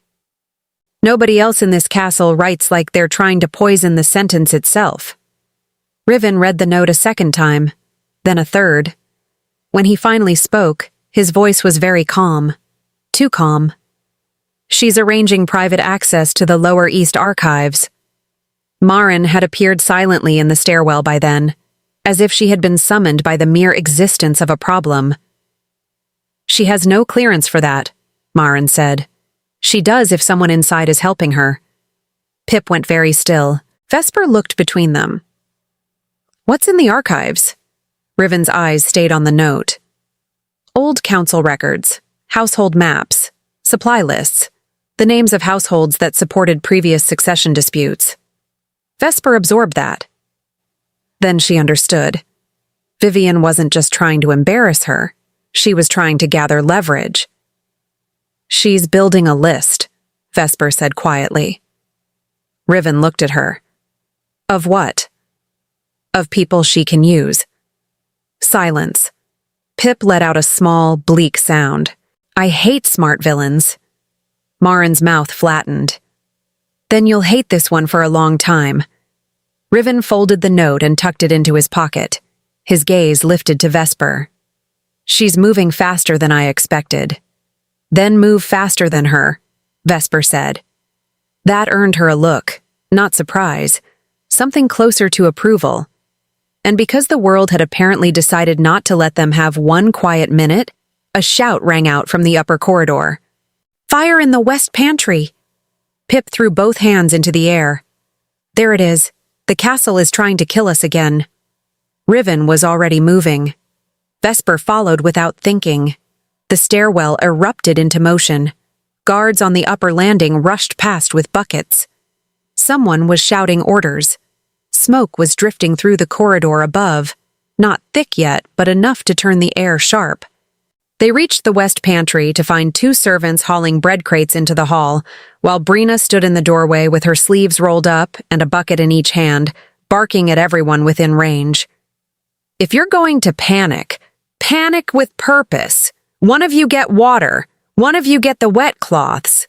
And somebody drag the Lord with the stupid hat away from the smoke before he ruins the room by breathing in it." A nobleman in a ridiculous feathered cap looked personally offended. "It's not a stupid hat." Brina pointed at him with a bucket. "Sir, your hat is the reason the fire is winning emotionally." Pip made a choking noise that was one part laughter, one part admiration. Vesper had no time to do either.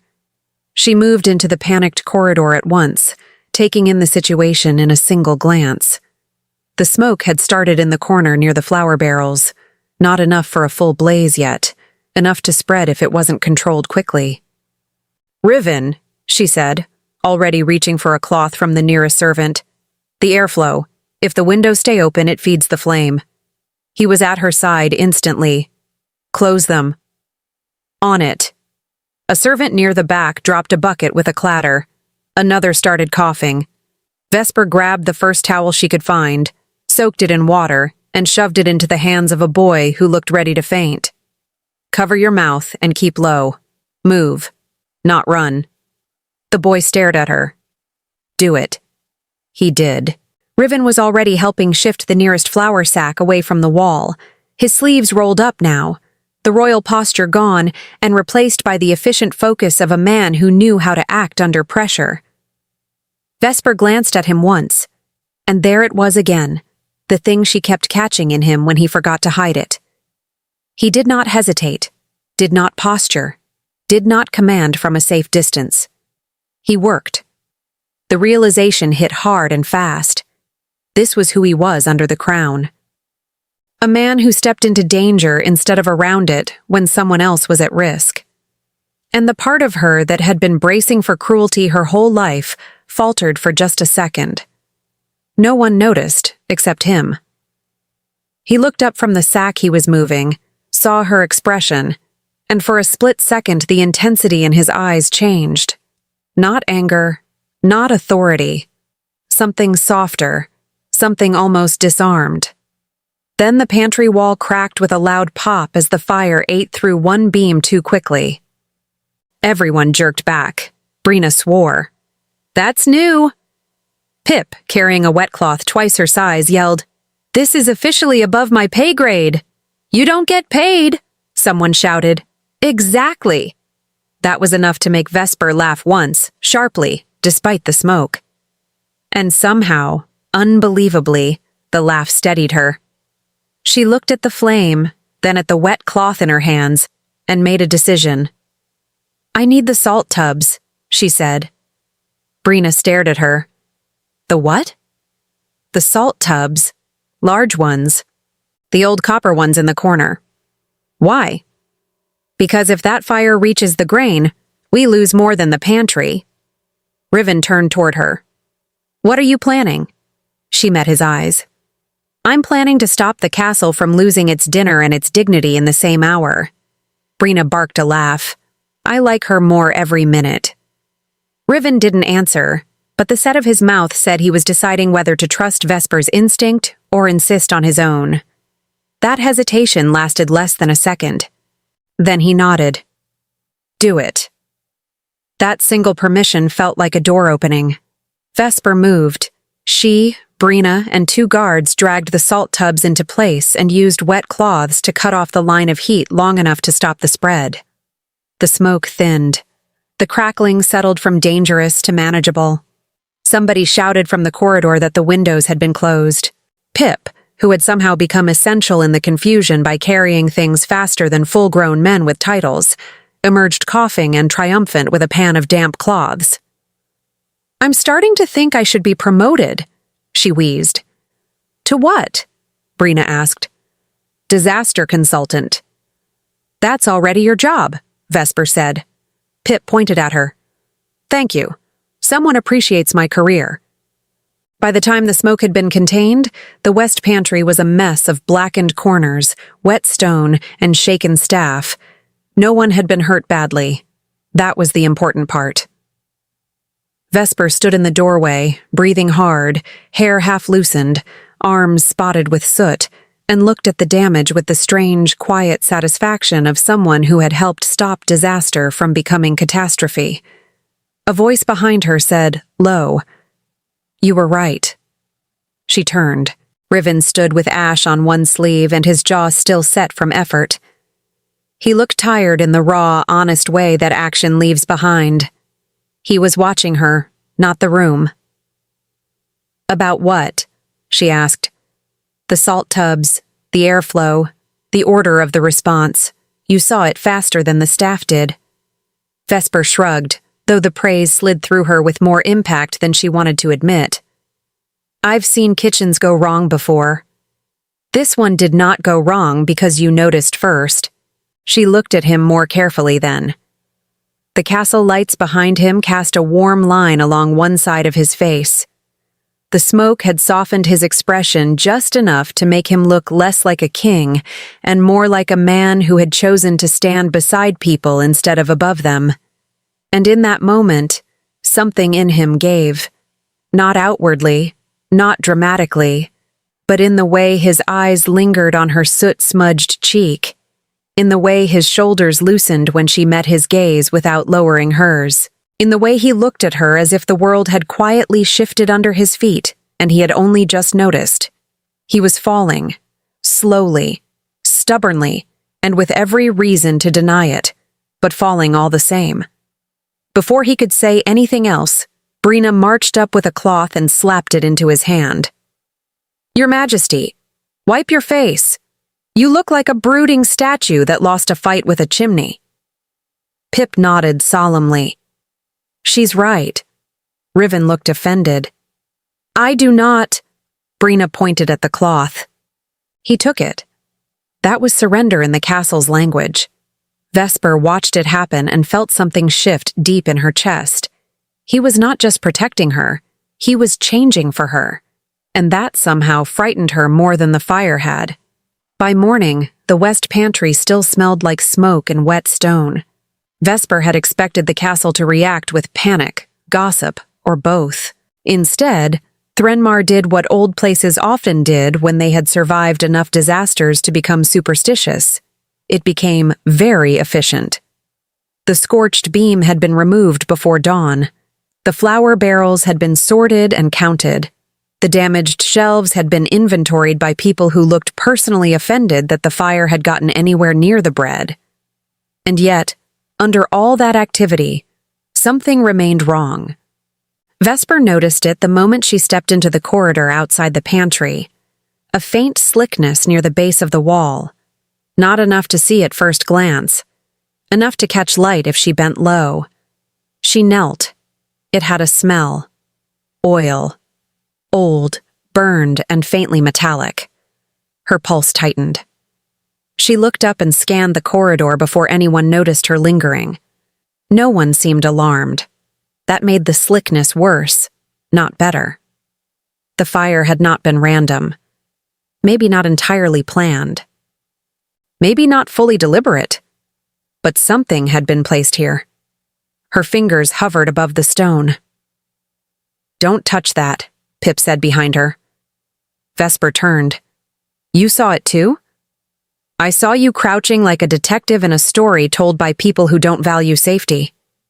Pip lowered her voice. "And I saw Brina smell the air and make the face she uses when she wants to commit a misdemeanor." Vesper stood. "There was oil." Pip nodded once. "Yes. And that is the annoying part." "Annoying?" "Because now we have to admit someone either caused the fire or wanted it to look like they did." Vesper looked back toward the pantry doors. The castle was busy around them. Servants carrying baskets, guards speaking in low voices, a steward counting inventory with a face like he wanted to resign into the floor. But beneath all of that, there was an undertone Vesper had not missed. Watchfulness, the kind that appears when a place realizes it is no longer safe. Pip tugged her sleeve. "Come on, Marin wants you in the records room." "The records room?" Pip grimaced. Bad things are happening there, but with paperwork? That was not comforting. Still, Vesper followed her. The records room sat behind a heavy oak door near the old administrative wing. It was colder than the rest of the castle, lined with shelves that climbed to the ceiling and drawers labeled in a hand so precise it looked like it had been carved rather than written. Marin stood at the center of it with 3 ledgers open in front of her. Riven was there too. He looked worse than he had the night before. Not weak, never weak, but sharpened by lack of sleep. His sleeves were rolled up again, his hair slightly unsettled, and there was a shadow at the edge of his jaw that made him look more dangerous in a tired way. Vesper hated that her first thought was that he looked like he had not rested, because he had spent part of the night handling castle problems he would never mention. He lifted his head when she entered. That look again. Immediate. Unmistakable. Marin noticed and said nothing. Of course she did. On the table in front of her was a stack of papers bound with blue thread. Vivian's color. Vesper's stomach tightened. "What did you find?" she asked. Marin tapped the top ledger. A pattern. Pip leaned over Vesper's shoulder and squinted at the pages. "That is not a comforting word." "It rarely is," Marin said. 3 months of access slips, supply movements, and archive requests. Someone has been entering the Lower East Archive with repeated authorization signatures from 3 different departments. Riven's voice was low. "All falsified." "Not all," Marin said. "Some are real, which is worse." Vesper studied the page, then the next one. The entries weren't obvious at first, but the pattern became visible slowly, like a bruise under the skin. Names recurring, times adjusted, seal stamps copied with near-perfect accuracy, and one name that appeared more often than the others. House Vale. Pip made a tiny sound. "She's not just poking around. She's mapping people." Vesper looked at her. "What do you mean?" Pip pointed to a column near the edge of the page. "Look here. Requests linked to food stores, guest rooms, side passages, the people who controlled them, the people who were on duty. She's not collecting gossip. She's building leverage." Riven's jaw tightened. Vesper felt the air in the room shift. Marin turned a page and slid it toward them. There were names. Not just nobles, servants, stewards, 1 guard, 2 senior clerks, and beside each name, notes in Vivian's elegant hand. Preference, grievance, dependency, weakness.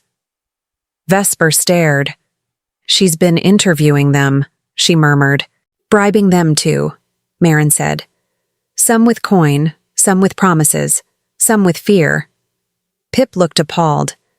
"I knew she had a face that knew how to buy trouble." Riven's voice had gone very still. "Who gave her the archive keys?"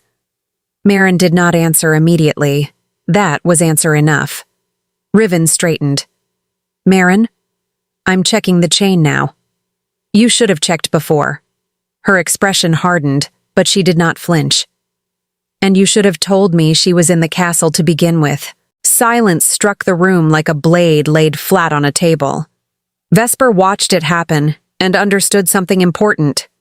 Marin and Riven were not just staff and king. Whatever history they shared, whatever burdens they carried, it ran deeper than rank. But there was no time to tease that apart. Pip pointed at the lower margin of one page. "What's this mark?" Vesper looked. A small symbol. Crescent shape. Line through it. Her stomach dropped. "Where have I seen that before?" she muttered. Riven turned to her immediately. "The cave?" She blinked. "What cave?" Pip's eyes widened. There was a cave. Marin closed her ledger with care. The old service chamber beneath the East Pass, the one sealed after the fire. Vesper's mind connected the pieces all at once. The mark on the old plank in the storm, the concealed passage, the oil in the pantry, the access slips. Someone had known about the old routes for a long time. Someone had used them, and someone had left a signal. Vesper looked at Riven. "The mark means there's a network." He held her gaze. "Yes." Her chest tightened. "You knew." "I suspected." "And you didn't tell me." "I didn't want to put a target on you before I understood how far it spread." Pip let out a frustrated gasp. "That is such a king answer!" Riven didn't deny it. Vesper crossed her arms. "You were still wrong." "Yes?" he said after a beat. "I was." The bluntness of it caught her. He had not argued, had not defended himself, had not dressed the mistake in political language. That, somehow, was more destabilizing than if he had fought her. Pip looked between them, then muttered, "This is extremely intimate for people standing in a room full of corruption." Vesper made a small face. "Pip." "What?" "I'm just observing the atmosphere." Marin pinched the bridge of her nose. "Focus," she said. Everyone did. Marin laid another paper down. This one was shorter. A single report from the lower archives. A private request. The handwriting was Vivian's. The request was to review an old succession clause relating to royal consorts, inheritance rights, and territory consolidation in the event of a binding union. Vesper stared at it, then at Riven. "She's not just gathering information," she said quietly. "She's planning to use me." Riven said nothing. Marin looked grim. "That is likely." Pip's face went pale. "For what?" Vesper read the line again and understood before anyone said it. "She wants to force a claim." The room went still. Riven's eyes darkened. Marin's hand tightened over the edge of the table. Pip looked horrified in the way only Pip could, as though she had just realized one could weaponize paperwork and found the concept personally offensive. "She wants a legal route," Vesper said. "If she can make me look unsuitable, compromised, or tied to a false arrangement, she can pressure the council against the union." Riven's voice was low. "She'd need proof." Vesper looked up. "She's trying to create it." That was the worst part. Not the ambition. Ambition was common. The patience. The calculation. The way Vivian had turned every corridor into a possible thread and every servant into a possible wedge. Pip folded her arms tightly around herself. "I dislike her more every second." Marin's gaze stayed on the papers. "Good. Keep that. It's useful." Riven stepped toward Vesper. He stopped close enough that she could feel the heat of him, close enough that the room seemed to narrow around the space between them. "Can you think of anyone she might already have?" The question was soft. It still landed hard. Vesper considered it. The messenger, maybe. The servant caught in the East Wing, and whoever let her into the archive system. Riven nodded once. "We'll find them." "We?" He looked at her. "Yes." That was when she realized he wasn't saying it as a king anymore. He was saying it as a man making room for her beside him. And that, more than the map or the papers or the scheme underneath it all, was the thing that kept her chest tight. Before she could answer, a hard knock hit the records room door. Brina's voice came through, sharp and urgent. "If the royal lovers are finished solving murder by paperwork, there's someone at the East Gate asking for you." Pip's eyes went wide. Was that supposed to sound dramatic? "It sounded accurate," Brina snapped from the hall. "And the person is carrying a wax-sealed box and a face like he's ashamed to be alive." Riven moved instantly. The East Gate was crowded when they arrived. Not crowded in the sense of a festival. Crowded in the way people gather when they smell trouble before they can name it. 2 guards stood at the gate, one holding a wooden box wrapped in black cloth. The courier was a thin man in muddy travel clothes with a bruised mouth and the expression of someone who expected to be punished for delivering bad news. Vivian's courier. Vesper knew it before anyone said it. Riven took the box from the guard and opened it without ceremony. Inside was a folded letter, a small silver pin, and a polished wooden token. The silver pin was shaped like a crescent. Vesper's skin prickled.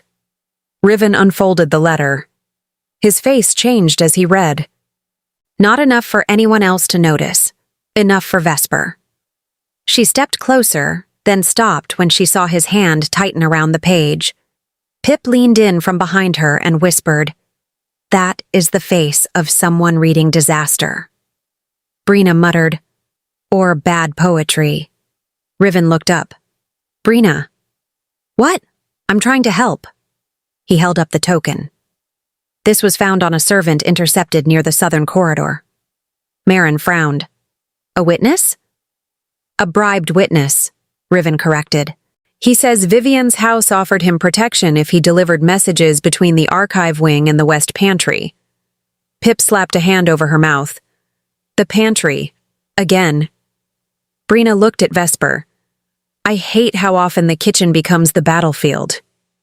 Vesper didn't answer. Her attention was on the letter. "Read it," she said quietly. Riven looked at her for a beat. Then he did. You keep placing your faith in the wrong woman. She is not what you need. Give it a week. If she stays, you lose your court. If she leaves, you lose yourself. There are women born to be chosen, and there are women who teach kings to kneel. Decide wisely." The silence after that was absolute.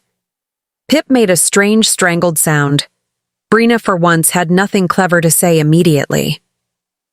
Vesper stood very still. The words had been meant to wound him, to threaten him, to shake him. Instead, they revealed something else. Vivian had seen what was happening. She knew the king was changing. She knew exactly how dangerous that was to her. Riven folded the letter slowly. When he spoke, his voice was calm enough to be frightening.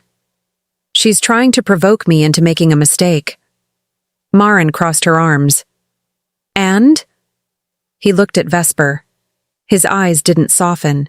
They sharpened. "And she's trying to use Vesper to do it."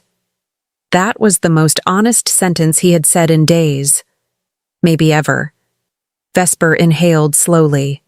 She had expected anger, strategy, deflection. Not that. Not the king openly admitting, in front of his household, that Vivian's threats mattered because of her.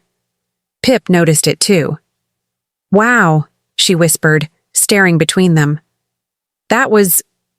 wow," Brina snorted. Even the spoon would blush. Riven gave them both a look that should have been enough to clear the courtyard. It wasn't. Pip straightened her back with mock innocence. "I wasn't speaking." "No," Brina said. "You were being a public service announcement." Despite the danger, Vesper's mouth twitched. Riven saw it, and something in his face shifted. He had been holding too much for too long. She could see it now, the pressure of a court, the hidden threat, the castle watching him. Yet in the center of all that, the moment she met his eyes, there was a visible crack in the armor. Not weakness. Relief. Because she was here. Because she understood. Because she was not going to let him carry it alone if she could help it. And that awareness, that she had become necessary not just to the castle, but to him, changed the air between them. Riven turned to the courier. "Take him to the south rooms. Keep him alive." The courier paled. "Alive, Your Majesty?" The king's eyes were flat. "Preferably." Pip winced. That was harsh, but fair. Vesper looked up at Riven. "You believe Vivian is behind this?" "I believe she's close enough to be dangerous." "That's not an answer." "It's the most honest one I have." Vesper exhaled through her nose. "Then we're both in trouble." His gaze stayed on hers. "No," he said. "You're in danger. I'm in trouble." The words hit harder than they should have, because they were not a declaration of authority. They were a confession, and Vesper had no chance at all against that. A beat later, from somewhere behind them, came a clear and furious voice. "I do wish to note," Pip said, "that I was right about the castle being alive and actively hostile." Brina put a hand on her shoulder. "For once, I agree." Vesper looked from one face to the next, then back to Riven. She had not expected this. Not the fire. Not the hidden passages. Not the scheme. Not the way his restraint was beginning to fail in private while he fought to keep it intact in public. And certainly not the moment when she would realize the king was no longer merely choosing to protect her. He was beginning to choose her. Fully. Consciously. And with enough fear beneath it to make the choice real. That mattered. Maybe more than anything else. By the time the sun reached the high windows, the castle had already heard half the truth and invented the rest. That was how places like Threnmar worked. A courier had been intercepted, a letter had been seized, the pantry fire had been linked to a suspicious oil stain, and Vivian Vile's name had begun moving through the staff corridors like a spark looking for dry paper. Vesper learned all of this from Pip, who arrived at her door with a tray of tea, 2 pastries, and the expression of someone carrying both gossip and a moral burden. "Good news," Pip said, setting the tray down. We are now in the stage of the conspiracy where everyone pretends not to know the whole castle is being watched. Was that ever not the stage? No, Pip said thoughtfully. But now it's official. Vesper sat on the window seat and stared out over the courtyard, where guards were already doubling patrols. What happened to the courier? Alive, irritated, and in custody. That's oddly specific. I asked if he was fed. Brina said yes, which means I'm the only one with standards. Vesper sipped her tea and nearly smiled. Pip leaned against the wall, then sighed dramatically. Also, the king was in the kitchen. Vesper looked up. The king was in the kitchen? Yes. Which is not normal, by the way. He walked in while Brina was yelling at a steward who had miscounted pears, and then he stood there for a full minute as if he had every intention of being useful and no idea how to begin. Vesper blinked. What did he do? First, he asked where the salt was. Then he carried 2 sacks of flour. Then he stared at the spice shelves like they'd personally betrayed him. That was enough to make Vesper laugh softly into her cup. Pip pointed at her triumphantly. See? You're already softer than you were yesterday. I'm not soft. You laughed. That doesn't mean I'm soft. Pip narrowed her eyes. It means the king is having an effect. Vesper set the cup down very carefully. Pip grinned like she had won something. Ah, there it is, the reaction. Vesper tried for severity. Pip, I am not saying anything wrong. I'm saying exactly the right amount of wrong things. Vesper had no answer to that, which only encouraged her. Still grinning, Pip lowered her voice. He asked about you. That made Vesper go still. What did he ask? If you were eating enough. Vesper stared at her. Pip lifted both hands. I know. Ridiculous. The most feared king in the territories is asking a servant girl if the humiliated consort is eating enough. What has the world come to? Vesper looked back out the window, but her pulse had changed. It was one thing for Riven to protect her when danger required it. It was another for him to remember details no one was asking him to remember. That was the problem with attention from a man like him. Once it became personal, it stopped being easy to dismiss. Where is he now? She asked. Pip's face turned sly. You care. I didn't say that. You implied it. Pip. Fine. He's in the West Corridor with Marin and Brina, trying to determine which of the castle staff can be trusted. The answer, by the way, appears to be less than ideal. Vesper stood at once. I'm going there. Pip followed immediately. I knew you would. The West Corridor smelled faintly of polish and old paper. Riven stood with Marin near a bulletin wall covered in schedules, staff rotations, and a map of the inner service routes. Brina was leaning against the opposite side with her arms crossed while a young clerk, pale, sweating, and deeply regretting his morning, waited under the gaze of 2 guards. Vesper recognized the clerk from the records room. He looked more frightened now. Riven saw her approach and turned. For a moment, nothing else mattered. Not the clerk, not the reports, not Brina muttering that the boy had probably been bribed with tea and a headache. Just the way Riven looked at her when she entered, alert, focused, and visibly relieved. That relief, brief as it was, struck Vesper harder than she expected.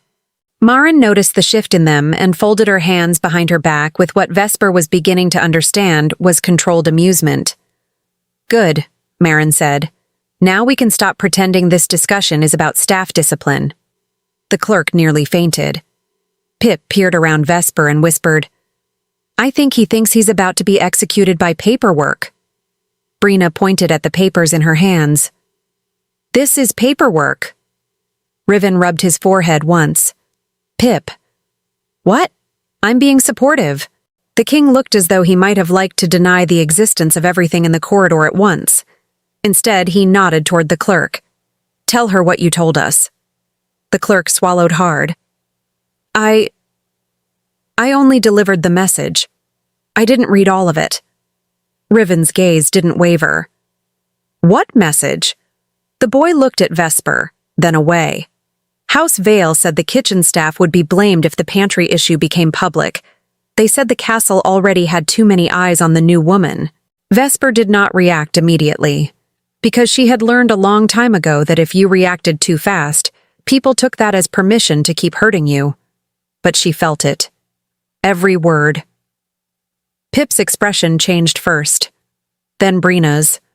Marin's mouth flattened, and Riven went still in a way that made the whole corridor feel smaller. Continue, he said. The clerk's voice shook.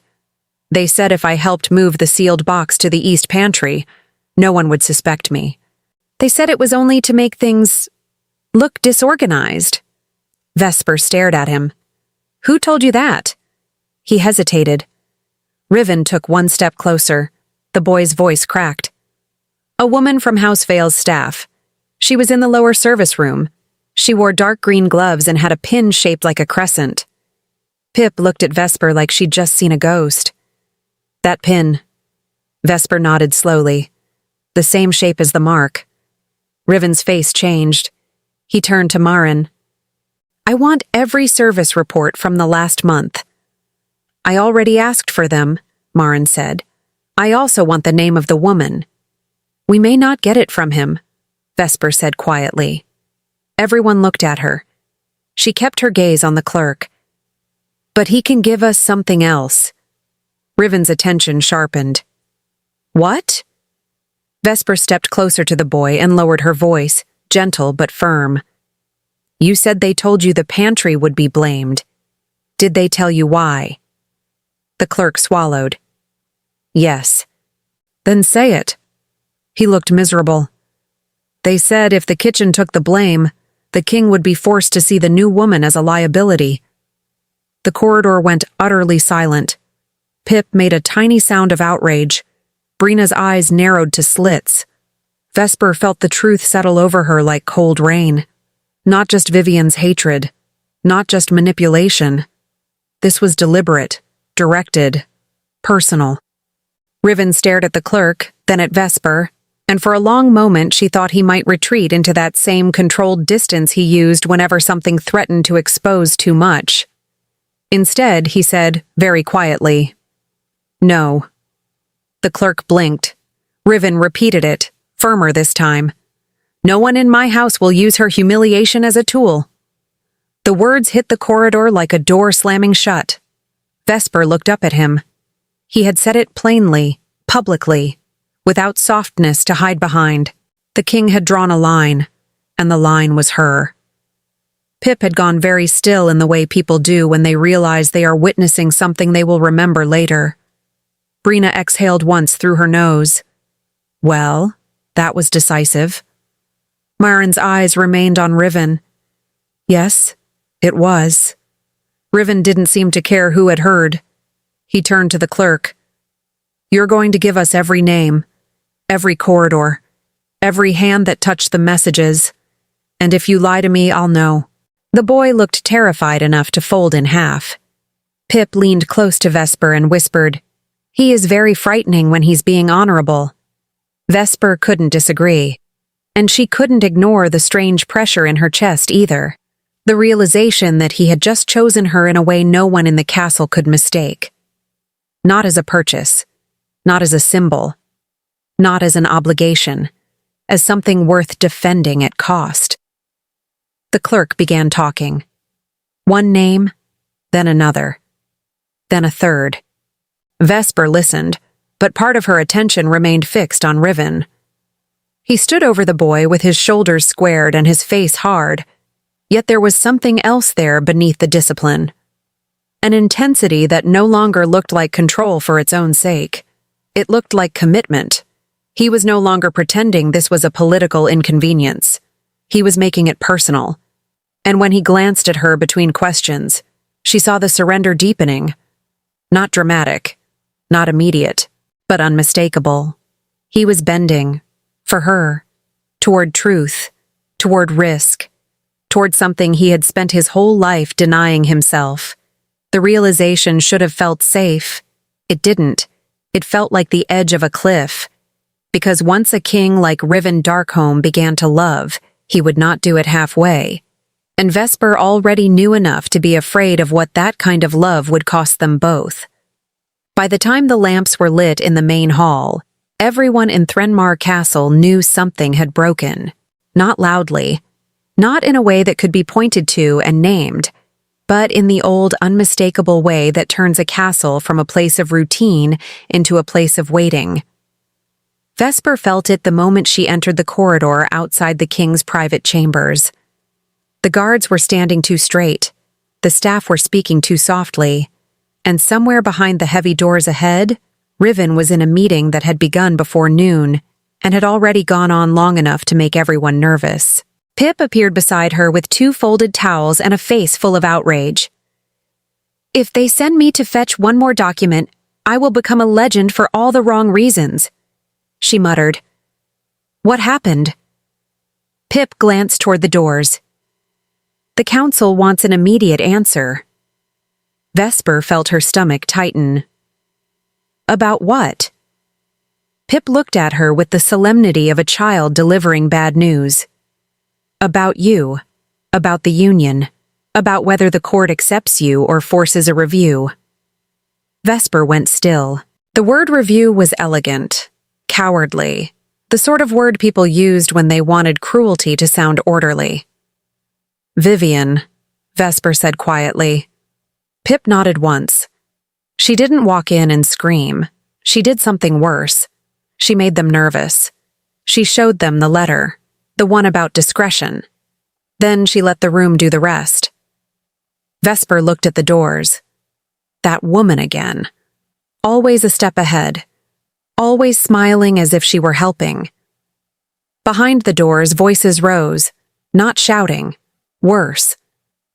Controlled disagreement. One of the guards to the left shifted his weight. Another looked toward the hall as though expecting a storm to enter by the ceiling. Pip lowered her voice.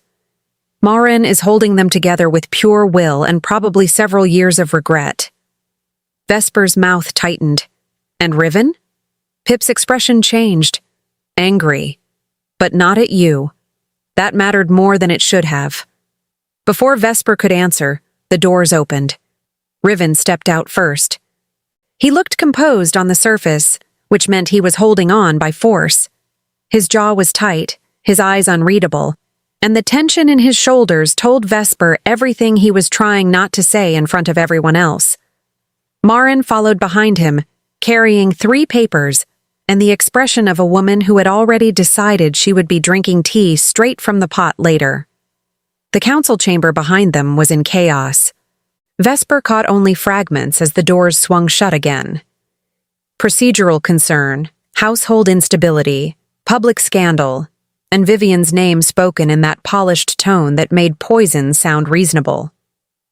Riven's gaze found Vesper immediately.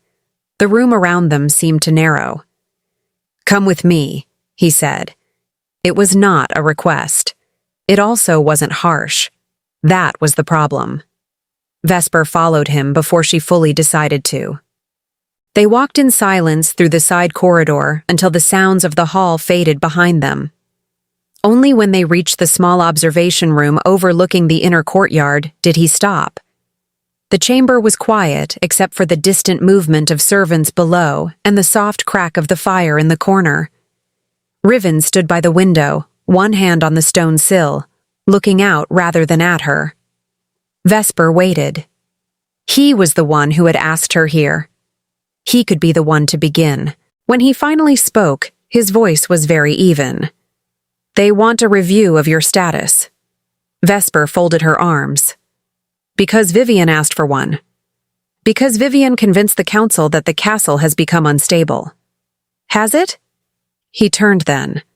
The look he gave her was flat and honest in the way that made things more dangerous, not less. "Yes." The answer landed hard.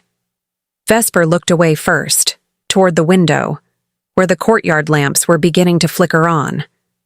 "And what do you want?" That was the real question. Not what the council wanted, not what Vivian wanted. What he wanted. Riven did not answer immediately. He crossed the room slowly, stopping only when he was close enough that she could feel the warmth of him. Not touching.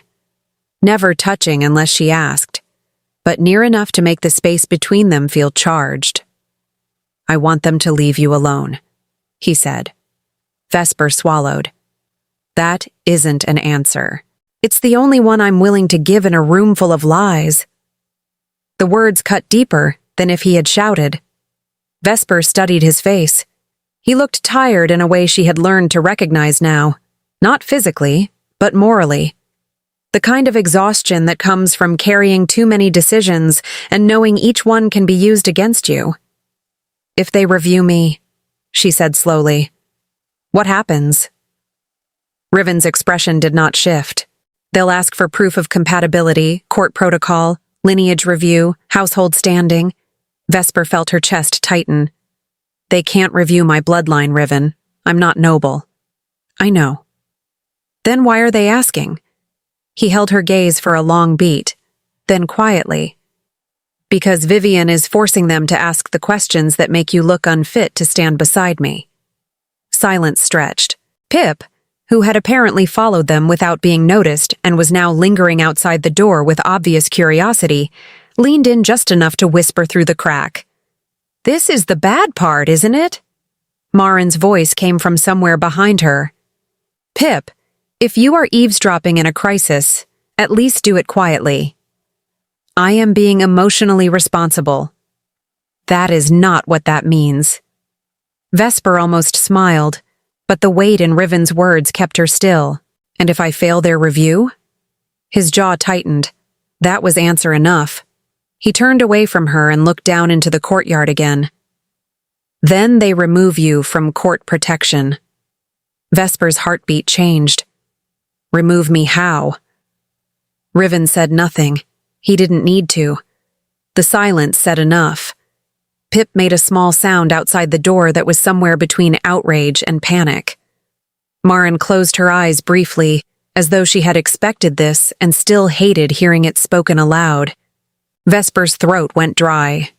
"That's Vivian's plan. Yes. She wants me gone.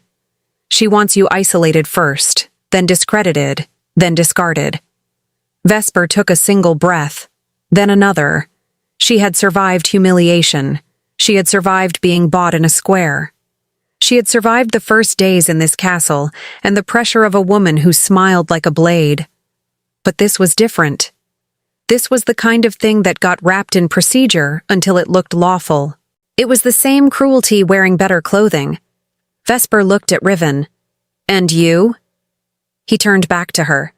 For a moment, he was silent. Then he said the sentence that made the room go still. "I would lose the protection that keeps you here." The meaning was clear enough. If the court forced a review and she was deemed unsuitable, he could challenge it. But if they succeeded before he made the right move, they could force her out of the castle entirely. Maybe not to prison, not publicly, just away from him, away from the center of power, away from the only place where she could stand and matter. Vesper felt heat rise in her chest. Not fear, something harder. "So do something," she said. Riven looked at her. The shortest silence of all passed between them. Then he gave a single nod. "I intend to." That should have been enough. It wasn't. Because Vesper had spent too long watching other people decide whether she was worth the trouble. And now the trouble was coming for her anyway. She stepped closer. Riven's eyes stayed on hers. "Then let me help." There was something in that request that unsettled him more than the council had. He didn't answer immediately. Before he could, the door behind them opened with a sharp knock. Brina came in first, followed by Marin, and then Pip with the expression of someone bringing disaster and trying to look innocent about it. "We found something," Brina said. She was holding a folded cloth. Old, dark, smeared at the edge with a faint stain that had long since dried. Vesper recognized the scent before anyone explained it. Oil. The same smell from the pantry. Riven took the cloth carefully. "What is it?" Brina's face was hard. It was stuffed behind the western pantry beam, inside the hollow where the fire started. Vesper looked up sharply. Pip's voice dropped. It wasn't an accident. No one spoke. Riven unfolded the cloth. Inside was a crescent pin, the same shape Vivian used. Only this one was blackened at the edge, as if it had been held too close to flame. Marin's expression went colder than stone. She planted it. Riven stared at the pin for a long moment. Then he closed his hand around it. When he looked up again, there was something changed in him. Not anger, not panic. Decision. Find me the person who touched this before the fire, he said. Marin nodded immediately and moved for the door. Brina looked at Vesper. You should stay here. Vesper raised a brow. That usually means the opposite. Brina gave her a look that was almost fond. Exactly. But Vesper was already moving toward Riven. He turned toward her, and now she saw it clearly. The review, the council, the pin, the fire, the network under the castle. It was all pushing them toward the same edge. Whatever came next would define everything. Riven's gaze dropped to the crescent pin in his hand, then back to her. His voice was low. Vivian is trying to force a public fracture. Vesper held his gaze. Then don't give her one. For the first time that day, a real shift moved through his face. Not a smile, not yet. But the beginning of something that looked like resolve mixed with surrender. Because he was learning, slowly and against every instinct he had ever been taught, that the thing Vivian feared most was not his anger. It was his certainty. And Vesper, standing beside him, unbreakable in her own way. The door opened again before either of them could speak. A guard appeared, breathless. Your Majesty, he said. The council requests immediate attendance, and, he swallowed. The old registry from the northern wing was just brought up from the archives. Riven's face sharpened. Who requested it? The guard looked pale. House Vile. Silence slammed into the room. Pip whispered, Oh, I hate when the paperwork becomes prophetic. Brina muttered, You and me both. Riven turned to Vesper fully now. And what she saw in his face was not command. It was choice. He was standing at the threshold of something larger than law, larger than court, larger than everything Vivian had built around him. And he was looking at her like he had already made up his mind, even if the world had not yet caught up. Stay with me, he said, not as order, not as a tactic, as a promise that sounded almost like a plea. Vesper's pulse kicked hard, because she knew then that the next step would decide them both. The registry, the review, Vivian's trap, the castle's loyalty, his future, her place in it. Everything was narrowing to a single point, and whatever was written in that old northern registry was going to force the truth into the open. He was ready to stand with her. But whether the castle would let them stand together was another matter entirely. The registry arrived just after dawn, carried by two clerks who looked as though they had aged several years on the walk from the archives. By then, the castle had gone quiet in that strange, dangerous way that only happens when everyone knows a moment is coming and no one knows exactly who it will belong to. Vesper stood beside Riven in the old council chamber, her hands folded in front of her, her spine straight enough to make even the most stubborn noble think twice. The room was full. Marin at one side, Brina near the door with her arms crossed, Pip hovering behind a chair and trying very hard to look official, and three counselors who already wore expressions of fatigue, guilt, and calculation in equal measure. And there, at the far end of the table, sat Vivian Vale. She looked almost radiant. That was what made her dangerous. Not because she was calm, not because she was beautiful. Those things were common. She was dangerous because she had spent so long believing herself the smartest person in every room that she no longer knew how to recognize the moment she had lost. Her smile barely moved when she saw the registry placed on the table. Riven did not sit. He remained standing, one hand resting lightly against the wood, the black crescent pin from the pantry hidden in his palm like a verdict waiting for the right moment. Marin opened the first page. The room went still.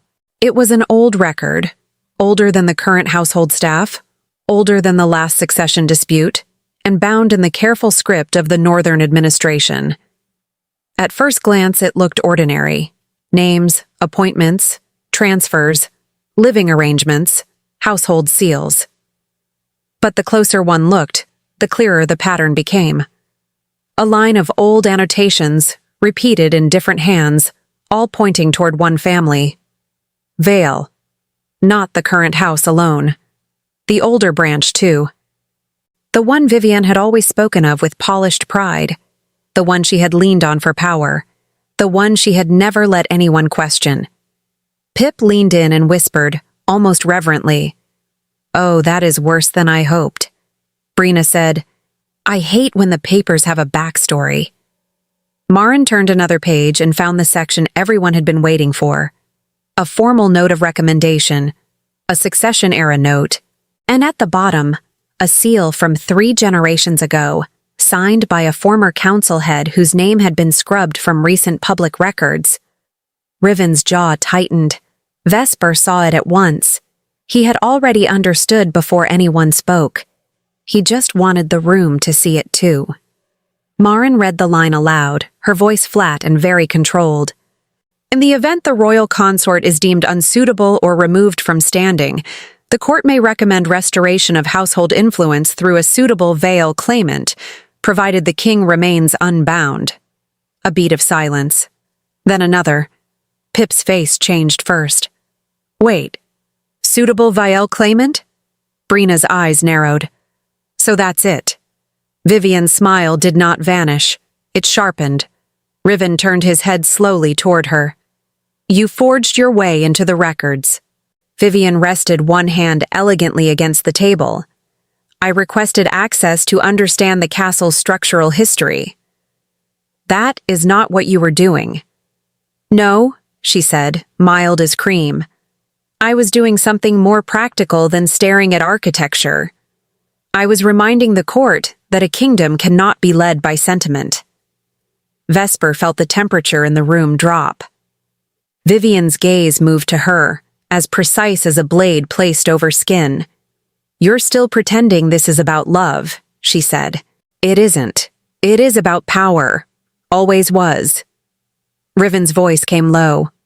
You burned my pantry, tampered with my staff, forged access to my archives, and tried to manipulate my counsel. I protected the future, Vivian replied. Your future, Vesper said. That drew the woman's eyes back to her. For the first time, Vivian looked truly amused. And here she speaks. Vesper did not move. She had learned in this castle that a woman like Vivian expected anger, tears, pleading, collapse. What she hated most was stillness. So Vesper gave her that. You wanted me gone because I was outside your structure, Vesper said. Not because I was weak, because I was a variable you could not predict. Vivian's smile thinned. You were a mistake the moment you were brought into this house. The words should have hurt more than they did. Instead, something in Vesper settled. A calm, a clarity. No more fear of being named the wrong thing by the wrong woman. Riven stepped closer to Vesper, just enough that the move was visible to everyone in the room. It was not possessive.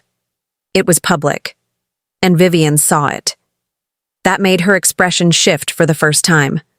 Not much, but enough.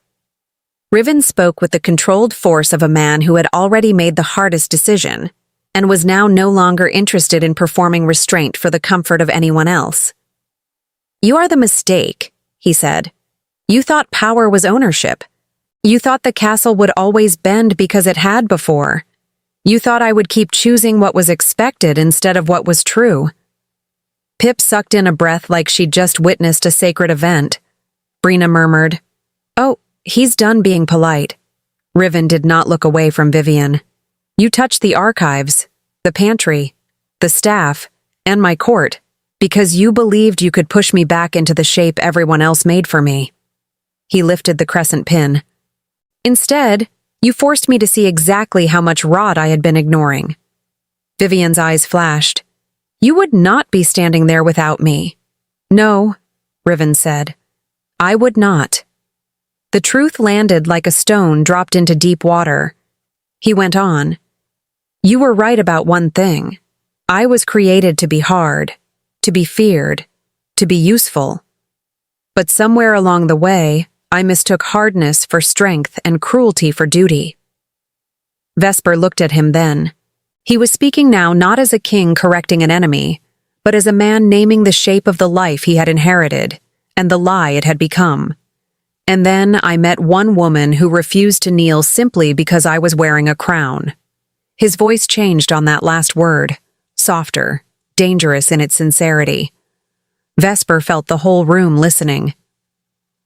You thought I bought her to punish her, Riven said, still looking at Vivian. I brought her here because she was the first person who ever made me wonder whether I had spent my whole life becoming the wrong version of myself. That was the sentence, the one that changed everything. Pip's eyes went wide. Brina looked away quickly, pretending the ceiling was interesting. Myron inhaled once, measured and quiet, as if she had been expecting some confession and was relieved it had finally arrived. Vivian did not speak for several seconds. When she did, her voice had gone cold. You're weakening the court. Riven smiled. It was not kind. No, he said. I am strengthening it by removing you. The counselor seated nearest the end of the table shifted uneasily. Riven turned to him. You signed the review petition. The man went pale. Your Majesty. Did you read the registry? Yes, but... Did you read the whole thing? The counselor hesitated. Riven's eyes sharpened. That was answer enough. The man swallowed hard. No. Then you were manipulated. The counselor bowed his head. Riven turned back to the registry and slammed his palm flat against the page. Not hard enough to damage it. Hard enough to make the room hear him. This court will no longer be guided by hidden influence, forged access, or private bargains made in corridors. Silence. Then, Vivian Vielle is stripped of all special archive privileges, all household access, and all advisory standing pending formal inquiry. Her staff liaison is dismissed. Her sealed communications are to be seized. Any noble who cooperated with her network may come forward now, or be named later. Pip muttered, That was an excellent speech. Slightly terrifying. Very efficient. Brina nodded once. Very kingly. Vivian stood slowly. For the first time, the room seemed to recognize that she had lost. Not just influence. Not just access. Her entire shape inside this castle. You would throw away a lifetime of alliance for her? She asked, looking at Riven as though he had disappointed her personally. Riven did not blink. No, I would throw away a lie. Vivian laughed once, sharply. Then you'll have to survive what comes after truth. Riven's answer came without hesitation. I already have. That was when Vivian made her last move. She looked at Vesper. Not with hate. With the colder thing that often lived under hate. Pity. You think he is choosing you? She said. He is choosing the relief of being seen. It will not last. Vesper's heart gave one hard beat. Riven turned toward Vesper before she could answer. And in the stillness of the room, he said the words that sealed the shape of their story forever. I am not choosing relief. I am choosing her. No one moved. No one breathed. Then, more quietly, and with a weight that made the room feel smaller and more human than it had any right to feel, he added, Because she did not ask me to become less dangerous. She asked me to become honest. Vesper's throat tightened. That was the whole thing, wasn't it? Not his crown. Not his pride. Not the title or the decree or the humiliation. Honesty. The thing he had not been allowed to be. The thing she had forced him to value. The thing he had now chosen, publicly and completely, over everything Vivian had built. Vivian looked at them both with a face gone very still. Then she gave a small nod, the kind a woman gives when she realizes the board has turned against her, and there will be no graceful exit. "I suppose," she said softly, "that means I underestimated the pair of you." Vesper answered first. "Yes." The room almost cracked from the force of that one word. Pip made a tiny sound that might have been a cheer she was suppressing for appearances. Brina looked deeply satisfied. Marin closed the registry with finality, and the counselors, one by one, began to understand that the age of private control in Threnmar had ended. But there was still one matter left. The old registry. The clause. The future. Marin turned to the page again and traced the line with one finger. "The old succession clause," she said. "If the royal consort is removed, the house may attempt to install a claimant." Riven looked at the line and then at Vesper. Vivian's eyes narrowed. She thought she had leverage. Riven shattered it. "No claimant," he said. "No replacement. No loophole." He reached for the page, tore it cleanly from the registry, and held it up. "This clause was written for a time when kings were expected to be owned by their court. I reject it." The room fell still again. Then, with absolute calm, he turned to the council and spoke the sentence that would outlive the day. "The only claim that matters is the one made freely." Vesper felt the words go through her like heat. Riven turned fully toward her now. Not as a king presenting a decision. As a man standing at the edge of the life he had chosen. He took one step, then another, until he was close enough that only she could hear the rest. His voice lowered. "I gave you humiliation because I thought that was the shape of strength." Vesper did not interrupt. "I gave you control because I thought that was the shape of power." His gaze held hers. "But love," he said, each word deliberate now, "is the first thing I've ever found that makes me want to be better instead of stronger." Something in her broke softly at that. Not in pain, in release, because she had spent so long waiting for someone to see her and still choose her, that the reality of it felt almost too large for her body to hold. She reached up and touched his wrist. That tiny motion changed his face. Not much. Enough. Then Vesper said the answer that every part of him had been waiting for, though neither of them had named it until now. "Then be better with me." Riven closed his eyes for one brief second. When he opened them, the king was still there. But the man had won. He leaned his forehead against hers in the middle of the council chamber, in front of the witnesses, in front of the papers, in front of the house that had tried to turn them into a lesson. And in a voice so low it felt like a promise being made directly into her bones, he said, "Stay with me. Not because I claimed you, because I chose you." Vesper's hands tightened on his wrist. She answered with the sentence that would echo in the hearts of everyone who heard it. "I was never yours to own, Riven. I was always yours to be worthy of." The chamber went utterly silent. Even Vivian did not speak, because there was no cruelty left in the room that could survive those words. Months later, Threnmar Castle had changed so much that even the old servants spoke about it as if it belonged to another life. The pantry was no longer watched like a battleground. The archives were open to oversight. The lower passages had been cleared and mapped. The staff had stopped flinching at every shadow. And Vivian Vale, after inquiry and removal of privilege, had vanished from the center of power with the kind of quiet disgrace that lasts longer than a public scene ever could. The castle did not become perfect. It became honest. That was better.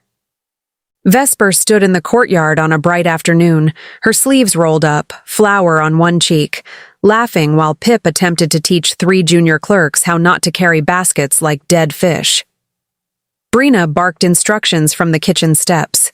Marin oversaw repairs with the calm authority of a woman who had finally gotten the building she deserved.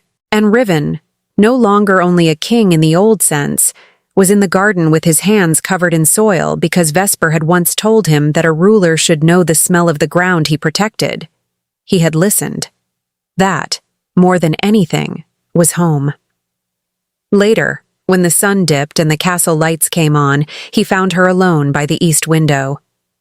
"You're quiet," he said. Vesper smiled. "That's because I'm happy." He came to stand beside her. For a while, they only watched the courtyard below. People moving, laughter carrying, life arranging itself into something safer than before. Then Riven said, "Do you remember what you told me in the square?" Vesper tilted her head. "I said a lot of things in that square. You said I wanted to know if you could forgive me." She glanced at him. "And I asked if forgiveness was something I could choose every day." He nodded. Vesper looked back out at the light. It was. Riven's hand found hers. This time, no hesitation. No worry. No fear of public eyes, only choice. And because the castle had once kept secrets and now kept memory instead, their story would remain in the walls. The king who learned that strength could be soft, and the woman who turned humiliation into a throne no one could take from her. The final words were spoken not to a court, not to a crowd, but to the quiet after all the storms had passed. Riven kissed her temple and said very simply, "You made me human." Vesper smiled, leaning into him. "No," she whispered. "I just made you brave enough to admit it. The end."